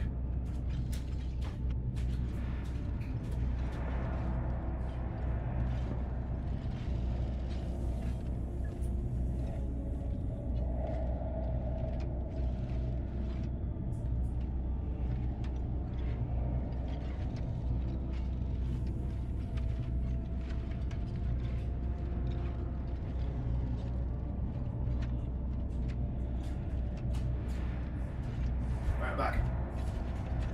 So my genuine worry is that this guy is the leader of the rebellion. The tech priests, they probably won't be fine, no. Not if the plasma chamber is vented. The tyrant's lackey. If you do this, you'll die with us, you madman. To protect the Lord Captain and his crew, I see you've never been in Infernus before. Their faces are twisted with fear. Will they retreat? Will they flee? Will the hunt be thwarted? No.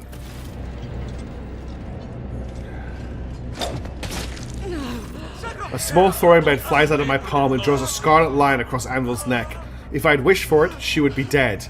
But she continues to breathe and bleed. I just scream furiously as she looks for me. The Rogue Trader's assassins are here! Look, they wanted to kill me! Find the assassins! The spark is lit. Oh my god!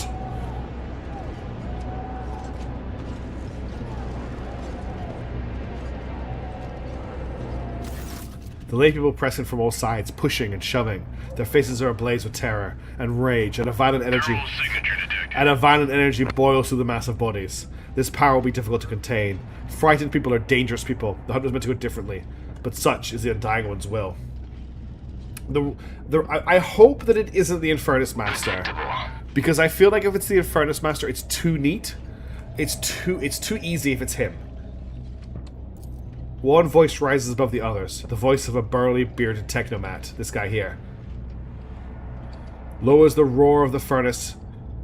Low as the roar of the furnace. Furnace smells of sweat and sacred unguents. That's the person we were looking for. He is not afraid.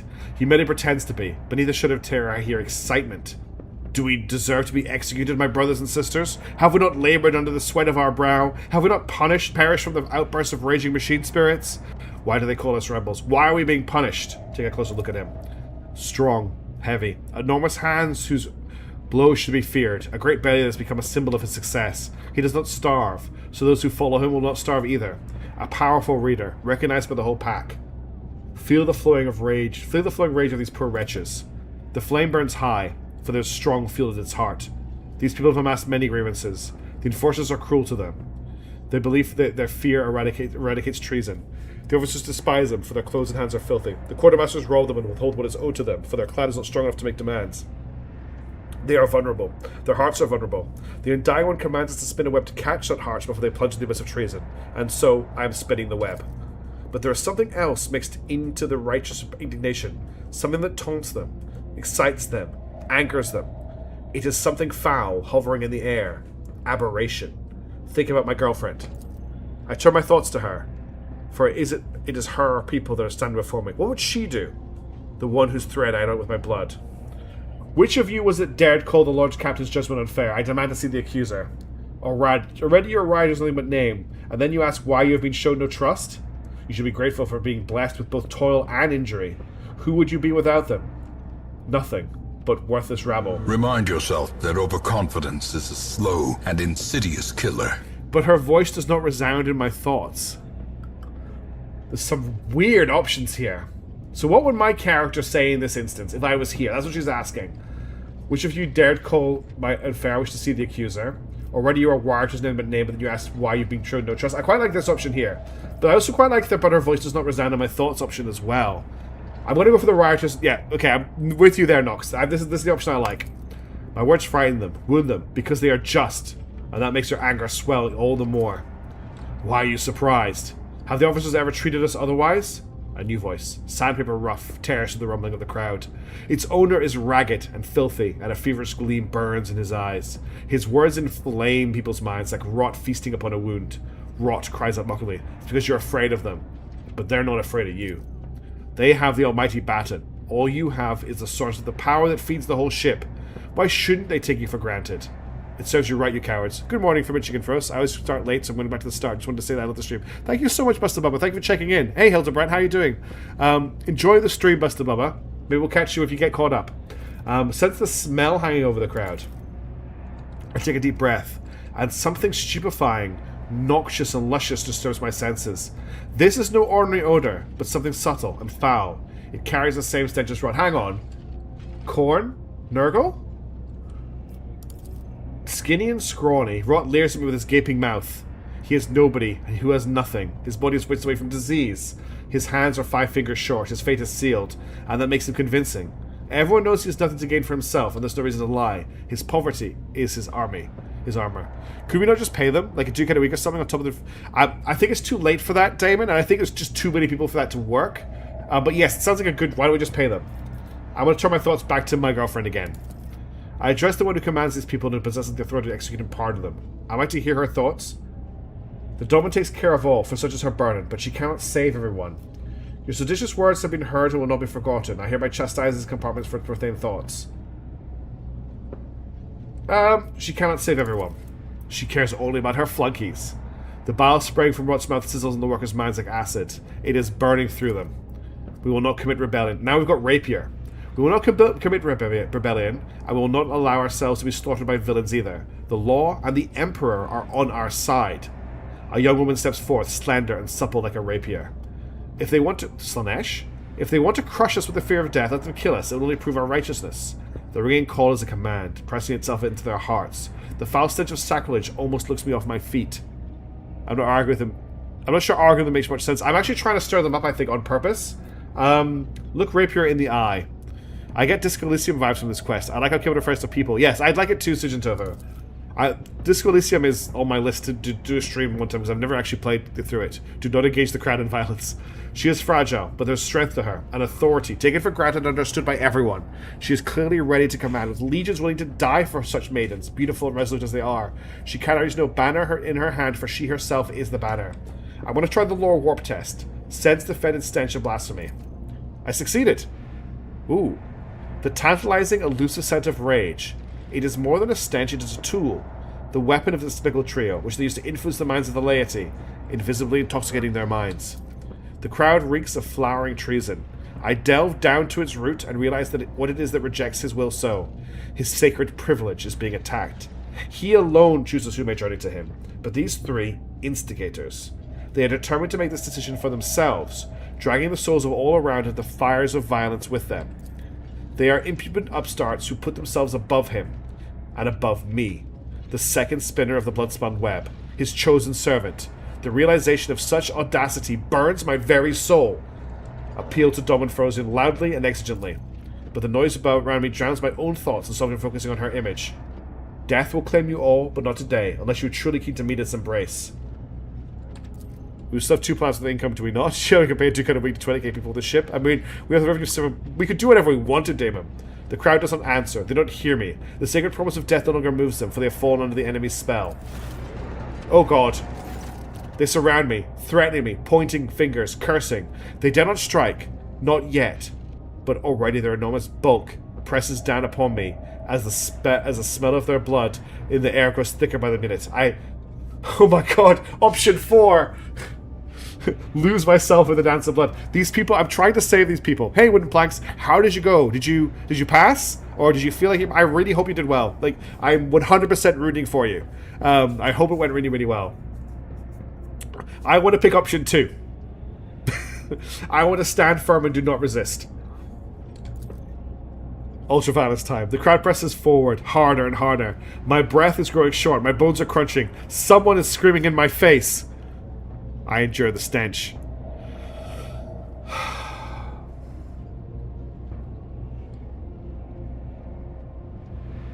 Chat, it's up to you.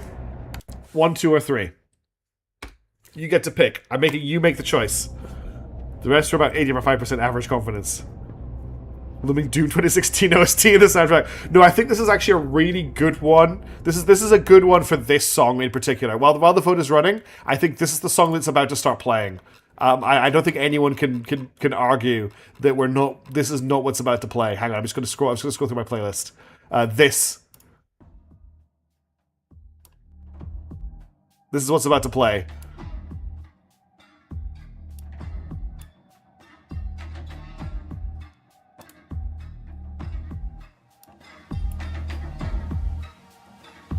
I'm waiting for the vote to end.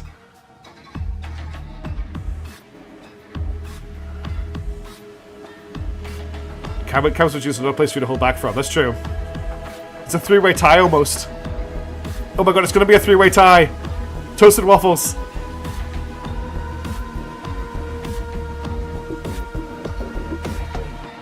It's a 4-way. It's a 3-way tie. It's a 3-way tie. Oh my god. I can't believe it's a 3-way tie. Oh my god. That's amazing. That is absolutely amazing. Alright, I'm not going to make this. I'm not going to roll a dice for it. I'm not going to put it up to chance. There's one button here that I want to click that I don't want to click.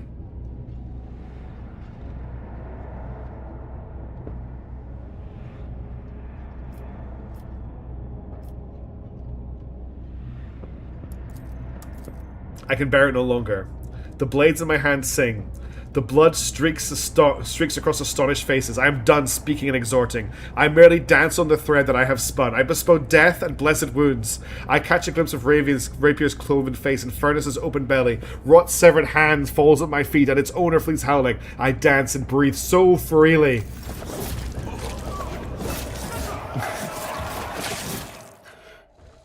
Oh god, the body. It did not go the way I planned. The smell of blood lingers in the air like the stench of impending defeat. Here I go. Oh dear, here I go, killing again. 2 bodies are sprawled before me. I have severed their threads. The third blasphemer has managed to escape, but his disembodied hand also lies on the floor. Useless meat. Walking the corpse is revealed to me. Awareness has succeeded. Very little. The faint traces of vile mutations that twist their bodies, the foul stench of corruption emanating from their meat, the deformed, shortly-coloured brains and their crushed skulls that spawn the heresy of sedition. What will the appearance of the survivors tell me? They huddle in corners, ashamed of their own subservience. They try to convince themselves that the blood they so foolishly spill would absolve them. But they know it is not enough. Our flaming voice and steel mistress still alive. Their threads have not yet been cut. I realized with astonishment they were standing close to me. Flaming voices furiously reproaching all those who only recently joined the revolt, while steel mistress booms like a siren, shaking her maul and threatening punishment. They are useless to the hunt now. It is time for the next step. I love that their bodies are still just wiggling.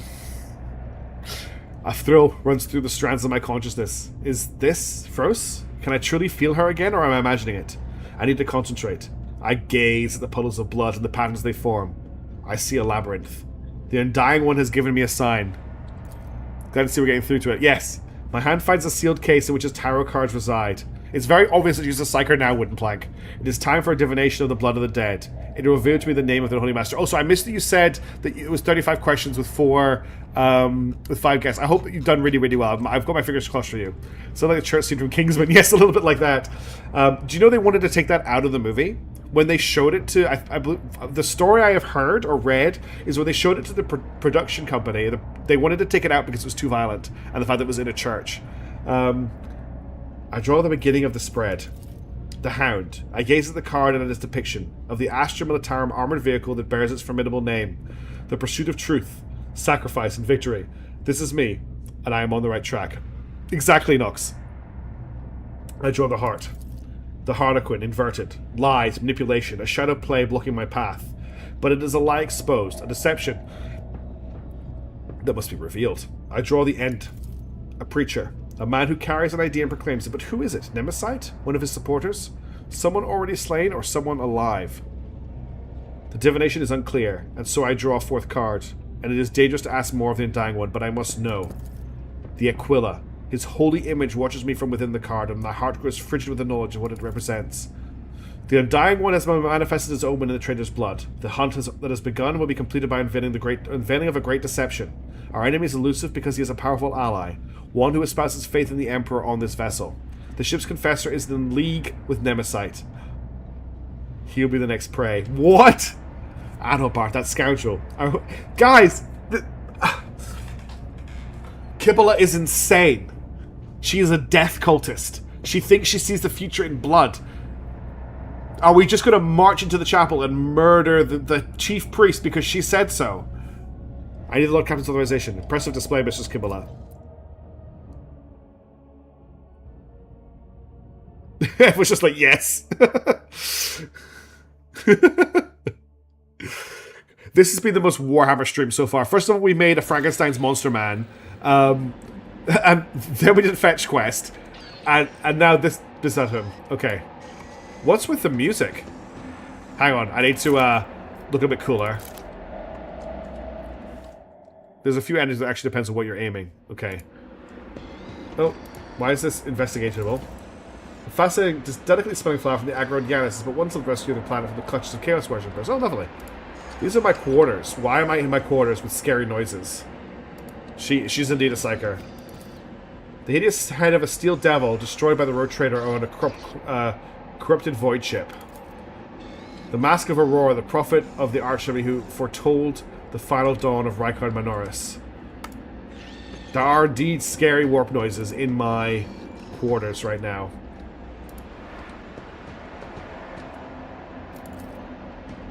The glinting of the sped weapons is mesmerizing. You've never seen many of these articles before. Leave the clergy out of this. A bizarre fragment hung on the chopping board. The light smooth surface of the earth is dotted with dark spots and crumbling holes. I'm not sure what I'm doing here.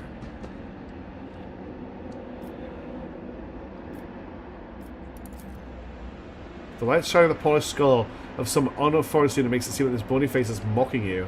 Why is there an orc skull on my desk? A parlor or with ivory keys.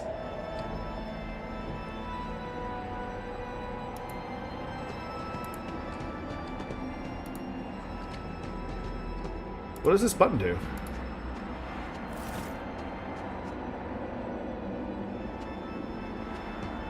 Oh!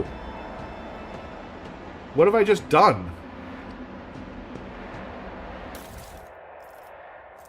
Adaptive Hemofilter Mark 1. Because I left it there. Using combat stimulants does not inflict negative effects. If the user chooses themselves as a target of a combat stimulant, they heal wounds. Negative effects. The user reflects the levels of bleeding, levels of burning, levels of toxin in the area of effect. The user removes bleeding. This seems like a really good augment. Free stimulant use.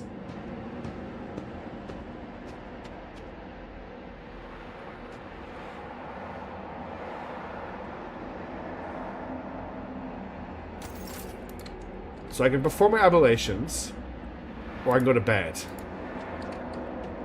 Oh, there's something in my cupboard here. The final transaction of the chart is to complete. The fire record is now fully equipped. The job has been loaded aboard with the containment intact and placed in the forebay to ensure maximum contact with the target. Coordinate center received by the bridge. Target estimate time arrival of the system. The firing is crewed by a servitor hive. Chance of the ship returning are minimal. Okay. What am I fighting here? His chagrin is Voltvair's mistake cost me too much. Years of work, tremendous resources all wasted. His fed was supposed to be irreplaceable at covering spies, and this was a senior officer. I'm not going to discard him. Couldn't resist service too long for him to go painlessly. So this is from before. Get a pet, okay. I think I have to go and have a bath while the scary warp noises are happening. So let's have a bath, I guess. Last time I did this thing filled up with blood, so...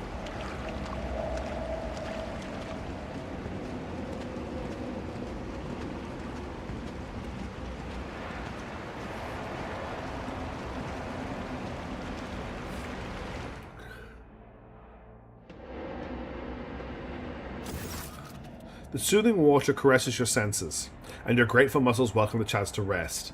A pleasant languor spreads through your body as you allow yourself a moment of quiet relaxation.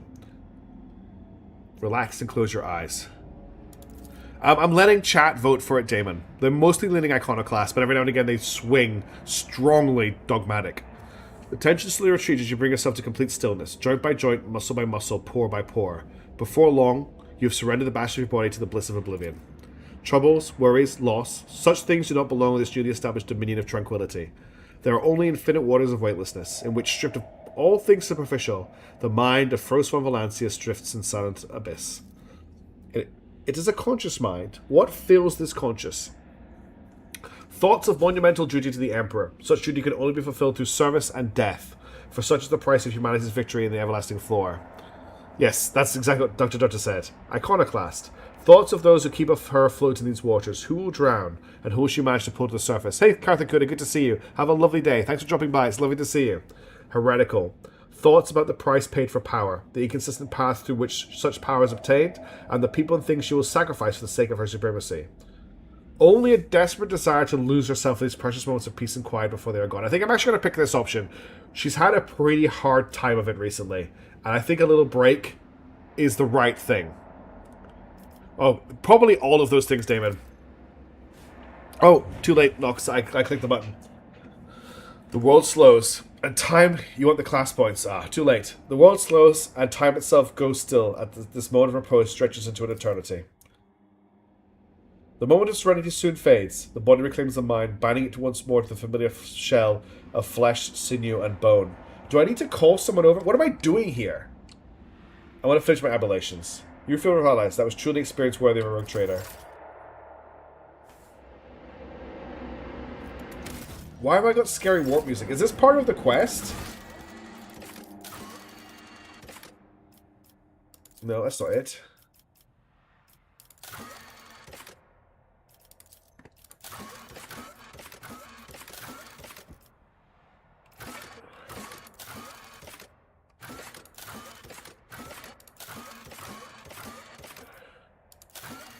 Here we go. A divination of the Emperor's card was built first of traders and the traders' amulets.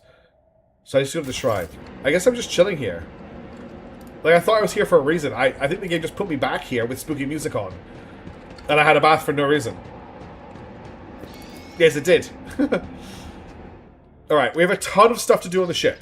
We have so much stuff to do on the ship. But we've spent so much time on the ship recently that I want to do something off the ship. I can't... Okay. I thought I couldn't leave the ship there. Because we are on our... what we've been trying to do this entire stream is just get to this system. We're just trying to get to this system. That's all we're trying to do. I don't know why the music is so spooky, though. Okay, I want to go to Grantis. The void is very loud today.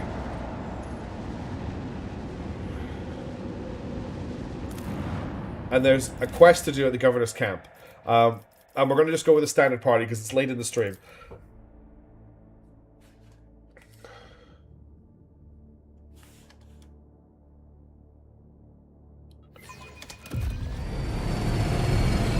Alright, Docs, thanks for hanging out. Hopefully you're here for when we get the revelation. Thermal signature detected. Lord Captain, we are ready for our orders, Lord Captain. Alright, what do we do? It's still spooky space music. We've still got Is there money to be spooky made? warp music. Oh, are we too late? The body's laying face down, took her fingers clean to the ground. This woman had her spine broken, and she was allowed to crawl away. I think we're too late. The dead woman is staring at the sky with unblinking eyes, her fingers being thoroughly broken, and a tangle of intestines lies on top of her slashed abdomen. Are we too late? But I came here as fast as I could. I guess I must have read too much. Someone split this man's thorax open and turned his ribs inside out. Oh, I didn't realize I had Kibble with me. Damn it. I'll be back in 4 hours. I will not be streaming again in 4 hours. Still be streaming 4 hours, unfortunately. It is 11:30 for me. What was this? The corpse is missing its eyes, nose, and lips. Judging by the main mouth, the teeth and tongue were also shot before death. I feel like I got here too late. And I wish the music wasn't so spooky.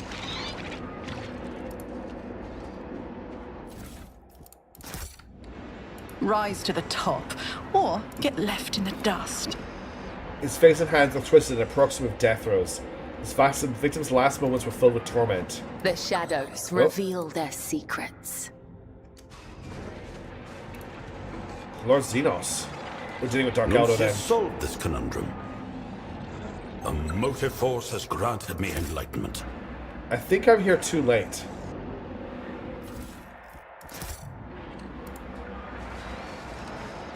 I think we're about to fight some very high level foes. Oh, the camera's being weird.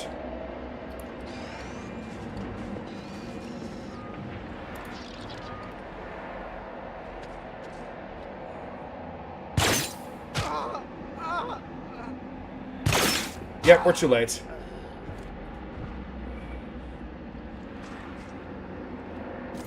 At last.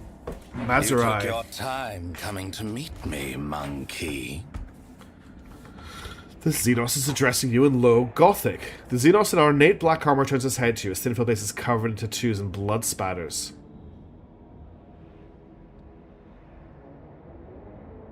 After a moment, his thin lips stretch into a crooked, unpleasant smile. Hold your foul tongue, abomination. Such filth will not use that tone with the Emperor's chosen. It does work as that smokestab in. That's what I feel like. Also just works as danger. Why, I sent an invitation by way of the cattle that dwelt on this world, and the chosen has so obediently appeared. How are my words anything but the truth? I can hear the smirk in his smile.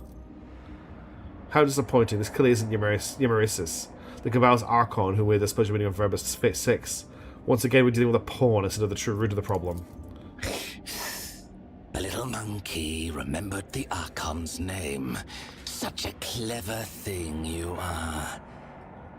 You might just make a good pet after you've been properly trained and stripped of your misplaced arrogance. So if nobody knows the Dark Eldar, unlike the Eldar, these guys are just pure sadists. Their whole culture basically exists around just committing as much atrocity as possible, which protects them from chaos somehow, but I don't understand how it protects them from chaos. One of my soft-bodied kin. What meager offering tempted you to lower yourself to attending these animals? Or does their company remind you of being among your lost brothers and sisters? Unit freezes. Only her wide eyes dismay her betrayal and anger. What do you know about my brothers and sisters, Dark One? Only that they wander blind and helpless, robbed of their home and hope. But why am I telling you this? Isn't it your duty to watch over your kin, outcast? My, this beast can speak our... Shoot the Xenos! Oh, I love some of the options in this game. Oh, that's so good. They use technology to literally anchor themselves to reality, and the technology is powered by abstract deficit of pain. Okay. Pure Sadist repeats this next because she's a bit freaky like that. Oh, maybe jumps into... Embrace your righteous rage as you go take its dive. suffer not the alien to... I'm gonna say I'm gonna hit him back with some. He's smug maxing me. I'm gonna smug max straight back. Speaking your language is slightly less trying for my patience than being forced to listen to a monkey machine butchering our tongue. Besides, I want you to understand well what I'm about to tell you. How is it that out of all of your kind, you're the only one to discover our feasts in advance? Usually you're all so slow and sluggish that my kin always have enough time to leave the battlefield before aid arrives. But still, time and time again, your dogs have been there to stand in the Cabal's way. This thing is perceptive. You hear the undercut of worry in Hendrix's murmur. If a Drukhari took a shine to me, Shireen, I know to expect nothing good out of it. You are too popular, even with your enemies. Hey, it's Marzipan. So what are you talking about? We're smarter than we look. I command substantial wishes. Aggravating, is it not? Having someone best you at your own game? Do not try my patience, monkey. I command substantial resources. I suppose you are forthright in that regard. Hey Alex Dragon, how's it going? But simple riches do not change the fact of your weak, short-sighted, deficient nature. No, there is another reason why the monkey have so suddenly become so astute. What's wrong, Alex Dragon? I said hello. Did it not come through? What's wrong? Continue trying his patience. I will tell you this, monkey. I know you might be lying to me, or you might even be unaware of who is guiding your hand. In any case, I have grown quite tired of your attempts to delay the inevitable. Surely you too have run yourself ragged, chasing us between the stars. Let us put an end to this. Finish this standoff. My forces against yours, once and for all. I think everyone's focused on this conversation at the moment, Alex. You wander among the stars, so you must know of this place. An ancient reach, where the echo of stellar agony rings still. A place that serves as a graveyard for old stars, still filled with residual emissions and glittering dust. The place that buried your wreck, stuffed full of delicious, frightened monkey, and the horrors that devoured them. The threshold of our domain.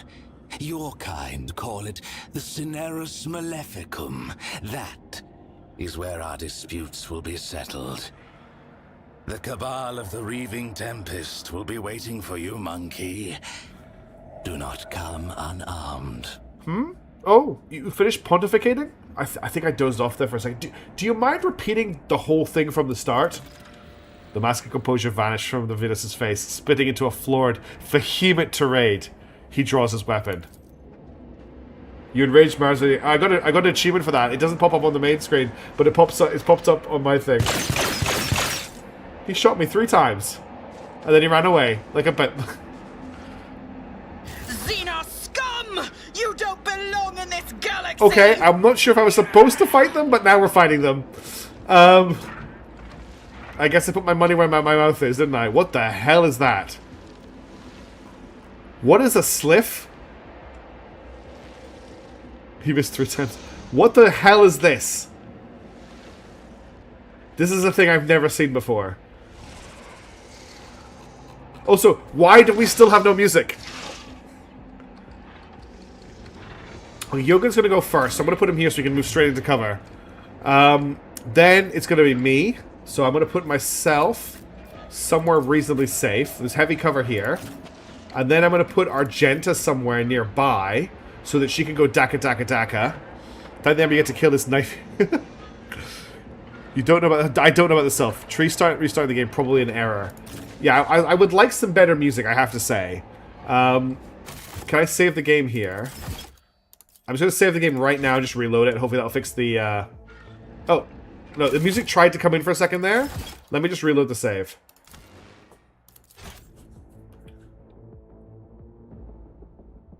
Because here's the music. You know what it is? The music is playing, but that warp noise is over the top of it.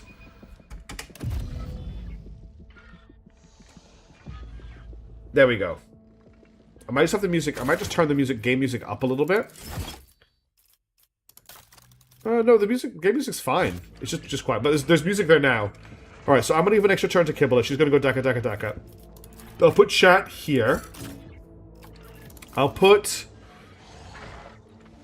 This guy's going to try and flank me on this side, so I'll have Cassia deal with him. And then I need Captain kill everything up near the front. There's Xenos Mercenaries, which is very high on my mass because literally can make terrible bodyguards. That makes sense, actually. I'm going to put Kibble here, actually. And then I want Yogan sort of over here, if I can get him there. What is that? Oh, it's just a pile of bodies, okay. You hate him, okay. Damon is very, very adamant that I fight this guy. And then we've got Kibble here by accident, so I'll just put her in cover here to start with. Oh, I'll put her in cover here, she can run up this way. Alright, let's go. Okay, so let's get you... I can't get you in cover around here, sadly. But I don't want you in direct line of sight of Argenta either. So I'm going to put you in cover here, I think. Yeah. The music is so quiet. I don't know why it's so quiet. It's really weird. Okay, so I've got 3 motive force at the moment. I need to set up my front line, which I'm going to put where he is. A valid argument. And then I'm going to put a midline where these guys are. And then a back line where my guys are here. I cannot comply. No line of sight to the target. How do I rotate it again? There is a way to rotate it. I can't remember how to... Press R to rotate. But he can't see it to put it here, unfortunately. You can put it here, though. That's fine. Executing command. Okay, so that's him. Place that down. Now I want to place the wall, which is galvanic gate mechadendrite. So I click what I do. It's like, for 1 round, creates an energy rich next bargain. So I want to start the wall here, and I want to finish the wall. Actually, I want to start the wall here. Let's make sure that everyone moves through the wall. I think that will work. Okay, now I'm down to 1 potential energy. So I'm going to fire a Magna Rail Blast at this guy and jump it over to this guy. And then I can't jump into anyone else, unfortunately. Astute observation. Okay. Then I'm going to fire a... He's a Manipulus. He's basically like a tech god. Then I'm going to fire a charged Plasma Blast at this guy. A valid argument. And miss. That's okay. That's got me back up to 2 stacks of potential energy. So I'm going to give Abelard... Where is Abelard? Where is Abelard? Yeah. Executing command. His charge attacks, which were just stupid last time. Then I'm going to give Argenta... I can't give Argenta an attack. I can't give anyone an attack. So we'll end the turn with him there. Oh, there's a Cavalry Warrior behind us. Oh my god. Blessed Emperor, What? protect your daughter.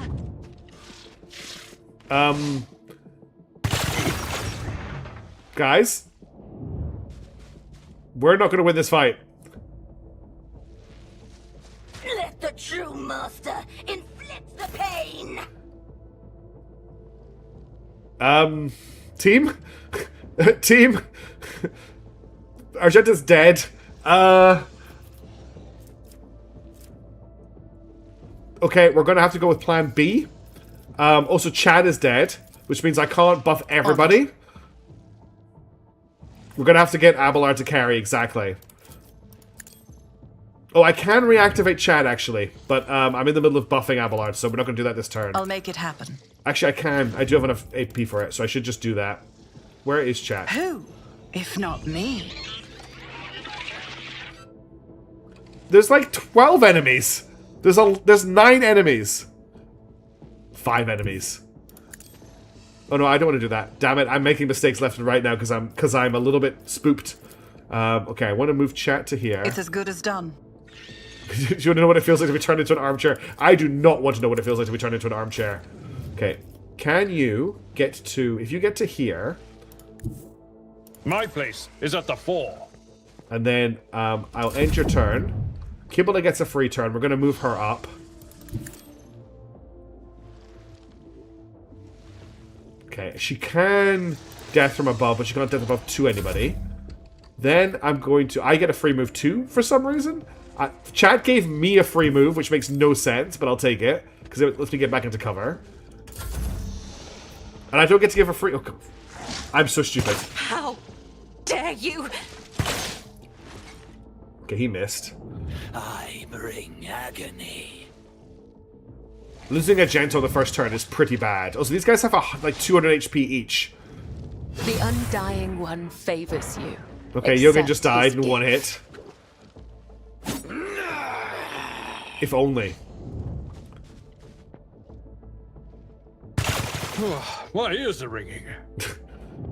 And Abelard just shrugs it off like it's nothing. Alright, Kibble is up. Let's jump. So hang on, I need to remember how to do this. So I need to use Blood Oath. This ability costs 19 wounds to use. The Blade Archer targets a single enemy, vowing to dispatch their mark. The Blade Archer's next attack against their selected enemy cannot be dodged or parried. If the attack kills a target, the Blade Archer recovers 15 wounds and gains 1 AP with additional attack this turn. So I need to use that when they're low on health. This attack ability can be used multiple times for plus 1 AP initial attack only once per round. The Death Cone's Assassin next single target melee attack splashes blood in a 5-cell cone behind the target.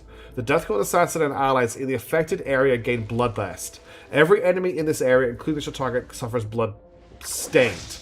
Both effects last for 2 rounds. Additionally, all the cells in the area are now covered in blood for 2 rounds. Whenever a creature interacts with a cell, it receives an additional stack of Bloodlust or Blood stained. In addition, for every 10 wounds the assassin loses through entire combat, each creature affected gains 1 stack. Okay, so what we're going to do is we're going to move her here. I will leave footprints of scarlet. Then I'm going to use Terrify. I'm going to activate Blood. Raining Blood. The shadows will see it done. And I'm going to use Terrifying Strike on this guy. Why can't I now when he's Terrifying Strike on... So when I attack this guy, he's going to run away and I can follow him for free. As the tenants demand.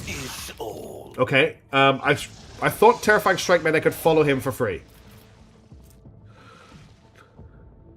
Movement through these bloodstained cells costs the executioner 0 MP, but I actually have to have MP apparently. Okay, in which case we are then going to do a death from above to As here. honor ordains. You call this a strike? Then I've got where it hurts. So these guys are now bleeding, but not a lot. What's this other thing she's got on them? They're blood stained. Creatures suffer plus 2% damage for each stack of blood stained. Okay, so I can now. Could we not just pistol the bomb them over? I wish we could.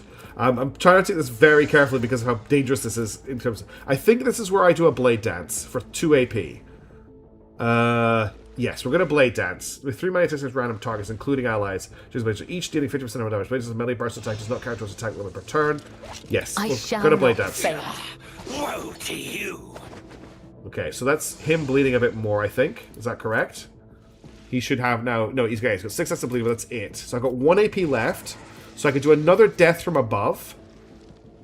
Or I could do a where it hurts. If the target of the execution's next successful attack is suffering from any damage over time effects, for each effect it must make a relevant test. So, yeah, there's tons of air support in 40k. I'm going to activate where it hurts. Ordains. And then I'm going to do another death from above to here. As the tenants demand. I pretty did nothing. And then I guess I'll do another death from above to here. You will pay for this. And then I'm going to reset her turn. Your last stroke of luck.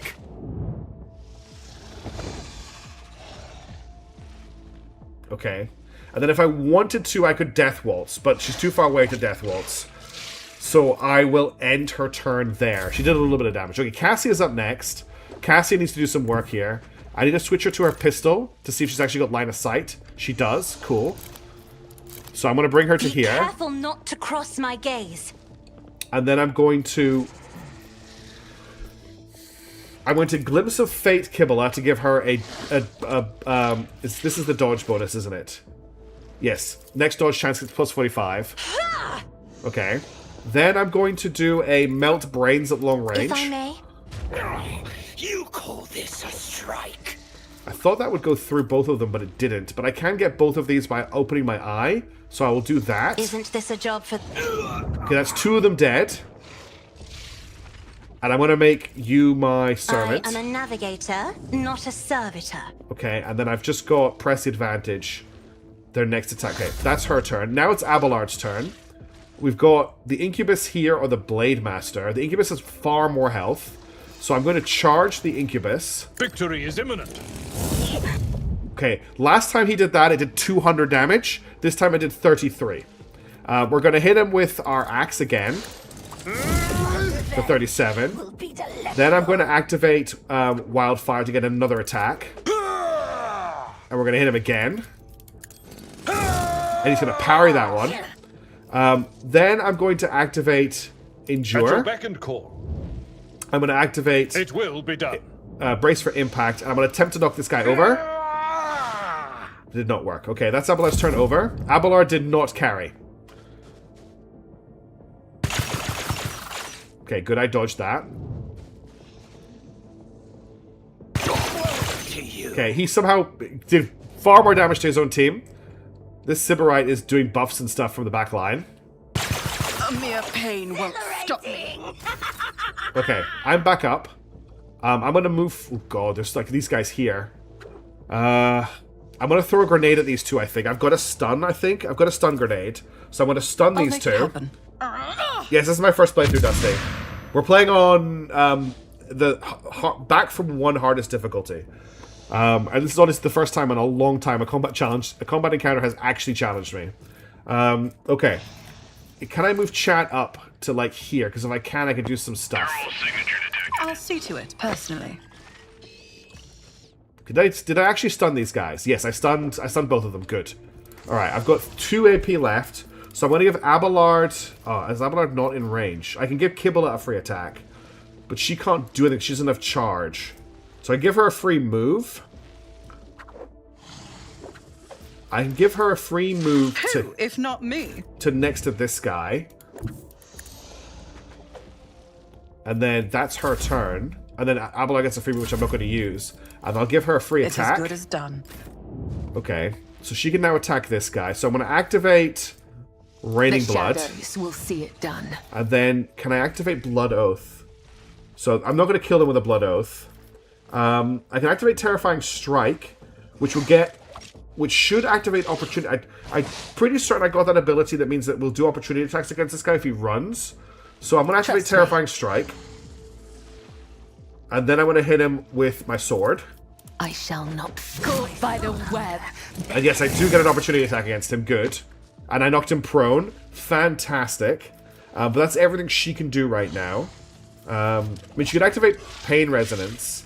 All enemies suffer damage for time and a force over radiance, and means you suffer an extra instance of damage. I may as well do it. As the tenants demand. Okay, and then that's her turn. I can also activate where it hurts, but she's not going to attack anybody, so let's end her turn. Now it's Abelard's turn. This guy is still on the ground from our last thing. I may as well activate Reckless Strikes here because he can't attack back because he's on the ground. At your beck and call. So I'll activate Reckless Strike for my next attack, and we'll hit him really hard with our axe. I will do my duty. 65 crit. A soldier would have been disciplined for such a performance. I can't Wildfire him, unfortunately. I could Daring Breach here. But is this actually Abelard's turn, or is this me giving Abelard an action? Because is this Abelard's turn, or is this a free turn that Abelard has picked up? It doesn't really matter. I could still activate Daring Breach here and make use of it to get into combat with these two while they're stunned. I think I'm going to activate Daring Breach. No matter the cost. Alright, we'll finish off the guy on the ground.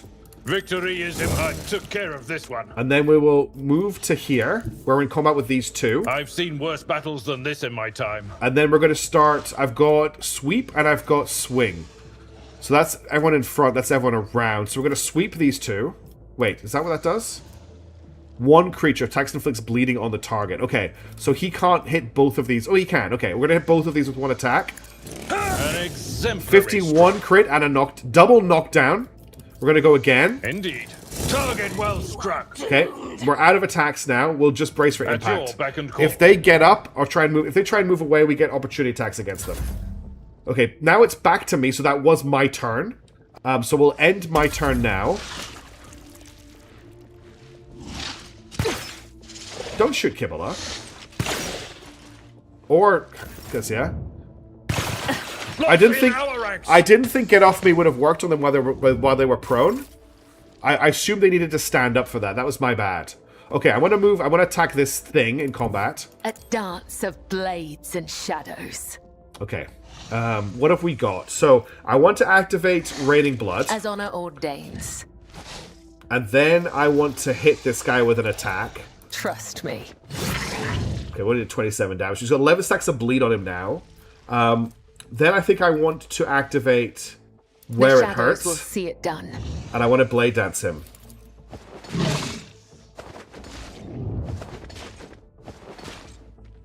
Okay, so now he's got 11 stacks of bleeding and 12 stacks of burning. And then I think I can just activate Pain Resonance, which does a lot of damage, and that's my turn up with her. Now it's Cassia's turn. Kibbles needs a med kit. Nah, Kibbles is fine. Well, I've got other fish to fry. I need to deal with these guys. Where's the guys? It's the guys shooting me at long range that are the biggest problem right now. Let's switch to the pistol so I get an idea of where we can shoot. So I've got line of sight on both these guys. I could run Cassia up here, where I don't think these guys can see her and try and finish this guy off.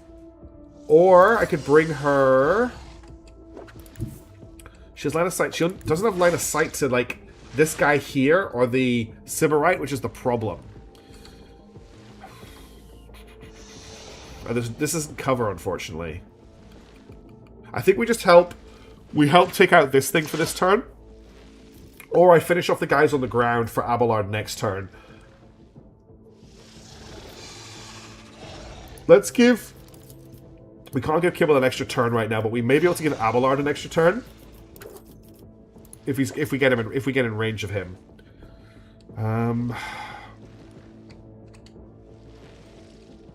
Yeah, my options aren't great here. Problem is range, not line of sight. Yeah. The pistol won't go as far as her navigator attack. So do I just try and move to somewhere like this and see what's in range? I mean, no matter what, she can still hit these targets, but I wanted to focus down. I still don't think she's got range for this guy. Even with... the range on this is...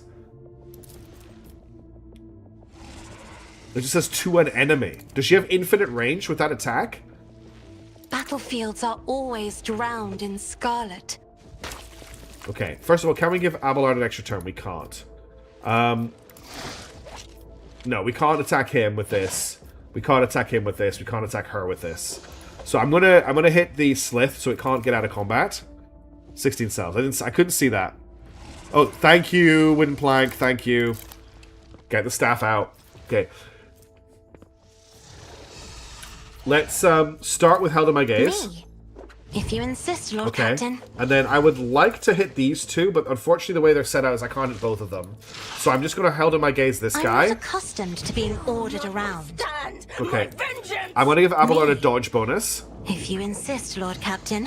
And then I'm going to assign an objective to this guy, because we'll get more things for killing him. And then I think I can give me... I can't give me an extra turn. I can do this, though. And now I'm able to give me an extra turn. Yeah. If I may. Okay, now on my extra turn, all I can do is basically use my gun. So switch to my rifle. And I could... I've got a 74% chance... There's a 13% chance to hit Abelard here, but I'll try and go for the kill. Make it happen. You can do work, but not by matter. Okay, he blocked it all. You can just bring it down at any range if they're under voice command. That's why I did that.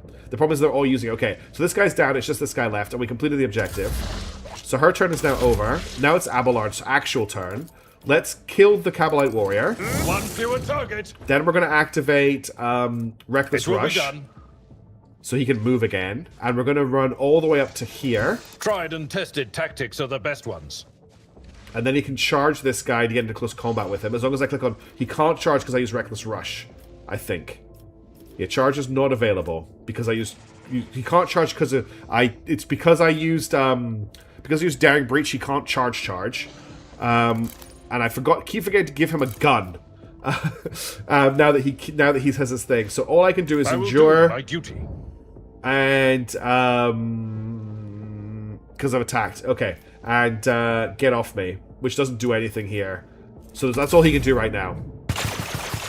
Okay, this guy keeps missing. So much for the superior Dark Elder accuracy. He's gonna try again though. He's still struggling to hit me. Yeah, I've just forgotten to... So I only very recently gave him Shield Mastery. Because he wasn't... Until recently, he could only... Because he had... The shield took up both of his slots. So I just keep forgetting to fix that. That's the only problem.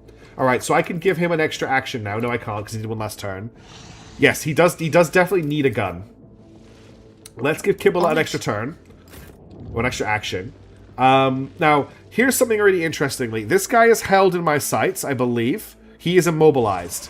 So what happens if I hit him with a terrifying strike? I'm curious. I'm curious what happens if I do that. Is it worth trying? I mean, it's 0 MP. I want to activate it. Demand. Then I'm going to activate Raining... No, I don't want to activate Raining Blood because I want to... Yeah, I'm going to activate Raining Blood because I'm not going to Blade Dance here. And then I'm going to attack with my sword. My blade whispers your name. That was a lot of damage. That's her extra turn over. She basically did cut the Snaky Lad in two. I cannot shoot back at this guy. I can shoot at this guy. Let's move someone this side of cover from him so I actually get some cover against him. And then I'm going to open up with a rapid fire. My revenge will be Okay, we hit him a little bit. And then I'm going to give Cassia... I can't give Cassia... Can I give Cassia a free? I'll see to it So you serve me. And now I'm going to give you a free move. And I'm going to move you... Wow, you can move really far, Cassia. So it's going to be the Slith and then this warrior. So I need to make sure Cassia has cover from him. If I put Cassia here, I don't think the warrior can do anything about her.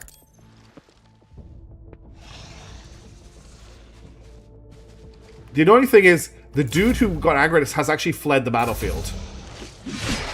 Nice parry, Kibble. Pain and duty go hand in hand. Okay, so we're going to do that again. We're going to activate Terrifying Strike. We're going to activate Raining Blood. And we're going to hit this guy with our sword. He's almost dead. I'm going to activate. I'm going to dance to kill him. The other side awaits. So he blood exploded and turned white. And then that's going to be her turn for now, but he's dead. Now it's Cassia's go. Let's get Cassia to here. Step aside. The navigator is coming. If she destroys this guy, Abelard can go after her. What's up, puppy? Oh, does puppy want to go outside? Give me a second. Let's... So held in my gaze is 27 to 58 damage. This is 29 to 62. So this is slightly more damage. And they get soul burned as well. I am a navigator, not a servitor. But then I will freeze him in place as well. Isn't this a job for the... As duty demands. Okay. He dead. Brilliant. Let's give Abelard an action. If you insist, Lord Yeah, he Captain. cannot charge anymore because I used Daring Breach. I was going to try and charge him, but I can use Reckless Rush, which gives him movement points, even though he's not supposed to get movement points right now. Okay, I'm just going to let the dog out. Give me a second. She just needs to go to the bathroom.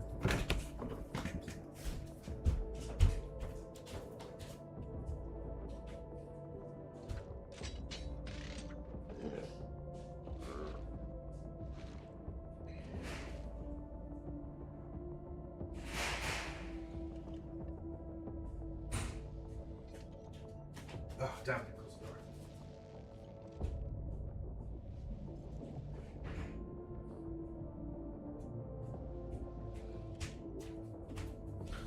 Okay, so we've got an Abelard really close to her. Be very cool if we get some space dwarves. They're in Mechanicus too, which I'm streaming on the weekend. All right, we're going to endure just to finish this little turn off. Okay, Cassie's going to finish her turn. Now it's Abelard's actual turn, but he can't. He can't get to her. He's going to keep. My place is at the 4. She's trapped back here. I just can't get to her, unfortunately. I can't activate this because he's already activated it this round. So that's as far as he can get. Because using Daring Breach this way reduces his movement points. So that's all he can do. Need to tough it out. I'm going to go down soon. Oh, she's good. Okay, she's giving him another action. He's reloading, okay. High momentum. Back to me. We're up to high momentum now. Can I give Abelard a Finest Hour from here? I can. Here's my perfect moment. Okay. Abelard now has a Finest Hour, so we can get into combat with her. I'm just going to run him to here, I think. I've seen worse battles than this in my time. We found something hidden, but we have to fight this guy first. So let's stab her with the axe. Victory is imminent. You will pay for this in Oh, blood. it's a dude, sorry. And we'll stab him again. Your last. Nothing's impossible for this old officer. Show me a place that doesn't have internet when you're streaming. That's a shame. Then I'm going to activate Wildfire to It will go be done. again. At your beck and reduced to dust. There goes the Sybarite's head. It just went off that way. Okay, the Sybarite is down. So now we just need to deal with this Kabbalite warrior, which unfortunately Tried and tested tactics. Abelard are the can't best do ones. anything about from here. So that's his turn over. So now it's me. I've got a broken leg, but I can move to here. I can actually move to here and get heavy cover. And all I can really do is shoot at him, so I will do that. Who, if not me? Okay, 1 hit's better than no hits. Can I give everyone a free move? Yeah, I'll make it happen. we'll give Kibble a free move. I bring mercy and retribution. Okay, she's getting closer. That's my turn over. Now we'll move her as close as we can, which, unfortunately, can I actually get into these squares here? I don't know if I can.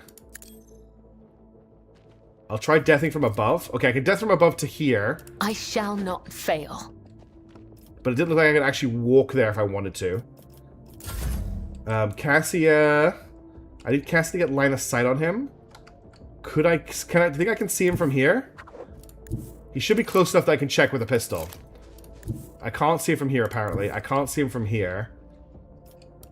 I think I might have to go all the way around here. Or come down this way. We'll come down this way because it's a little bit easier. Emperor, give me strength. But all she can do this turn, I think... She can't see the dude. What if I open my eye at him? No, okay. We'll just give you I'm not accustomed to being ordered around. a dodge bonus, and I'll set him up as an objective. I can't even seem to set him as an objective. Okay. If I do bring it down on I'm a Kibble... navigator, not a No, servitor. I was wondering if I could maybe jump. Oh, I can actually run to him. Excellent. Okay, now we can attack him. Let the true master inflict the pain. You will not withstand my Caught by the vengeance. web. Thanks for all the opportunity attacks. Okay, and then she can finish him off with a blade dance. My blade whispers your name. And then we can just hit him. Trust me. Killing There we go, we did it. brings me no pleasure. That looked Whisper really bad and at the be start of the heard. fight. But we turned it around, somehow. It looks like this warden died before he could even raise his weapon. The governor's body was massively disemboweled, with his many implants removed, out of which, judging by the amount of blood, the victim lived for a little while longer. Don't lose your leg over it. What's this cloak? Embroidered cloak. Grants wear a +5. Oh, the dog wants to come back in. Hang on. Where's fixed by advisor, but thinking plus with a dodge. Ooh, that could be good for Kibble.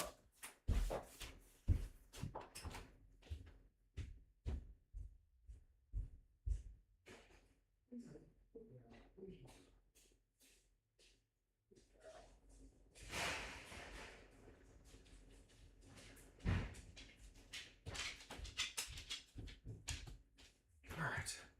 Good girl. Do you want me to put you back into bed? Here's your blanket. Let me wrap you up like a burrito. There you go. All snugged in bed there. Alright. +5 bonus persuasion. Whenever the wearer is affected by an ally's ability. Could be good. And we also got ourselves a Sublime Subdermal Gem, okay? I always keep my options open. There's a secret chest here. The machine god was benevolent to me.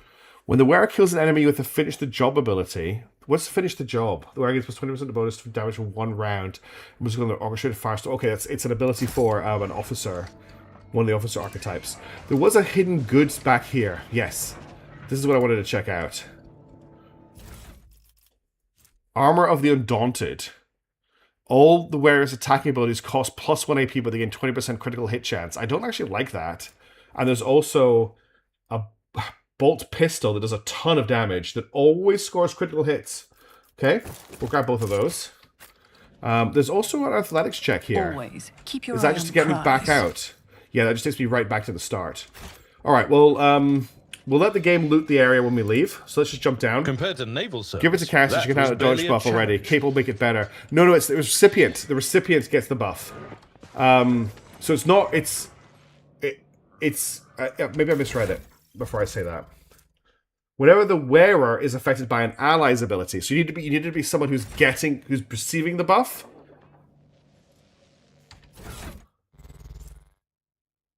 Yes, so you need to be someone that Cassie is giving the dodge buff to, rather than Cassie. Cassie doesn't get the buff. I always have a backup plan. All right, so what have we got? We've got just some stuff, and then we've got a Drukhari Clave. We'll keep... I don't want this. We've got reinforced Cabalite armor, which can only be weared by someone with Drukhari weapon efficiency. Plus 50% dodge. That could be very good for Kibala. Yeah, it's a bit funnily worded. And then there's also... What's this? Splinter rifles. I'm not that excited for those. Oh, there's reinforced Incubus armor here. That's probably a better one for Kibala. And then we'll just put the rest into the box. Alright, well that's that little mission completed. Now, unfortunately, that fight has put us past the amount of time I have to stream tonight. So we're going to have to leave it there. Even though at the start of the stream, we had all of the stuff we wanted to do. So at the start of the stream, we started here. And our plan was to go from here to here to here to here, all the way up to here. No, sorry, to here. And that just didn't happen. We got this far. And we still have so much to do. But I'm still having a ton of fun. Next time, hopefully, we'll have a little bit more time to do a little bit more. But for now, I'm unfortunately going to have to head to bed. I've got work tomorrow in the morning. It's already it's already 10 past 12. The good news is there is another Nebulous Fleet Command video coming out in about an hour's time. So if you want to watch that, that's there. And what I've done for this one is I have swapped. You still need to finish the task. I know, wooden plank. I also have done another video which will be coming out at the same time, and that video is just me doing the salvaging and repairing from the mission before. So if you want to catch that, check the description of the video that gets released, because the other video is linked in the description, and it's what's the word? Unlisted, so you can't find it. You can only get it through the link in the video. So if you want to see it, it's there. Otherwise, just watch the video and you get the fights.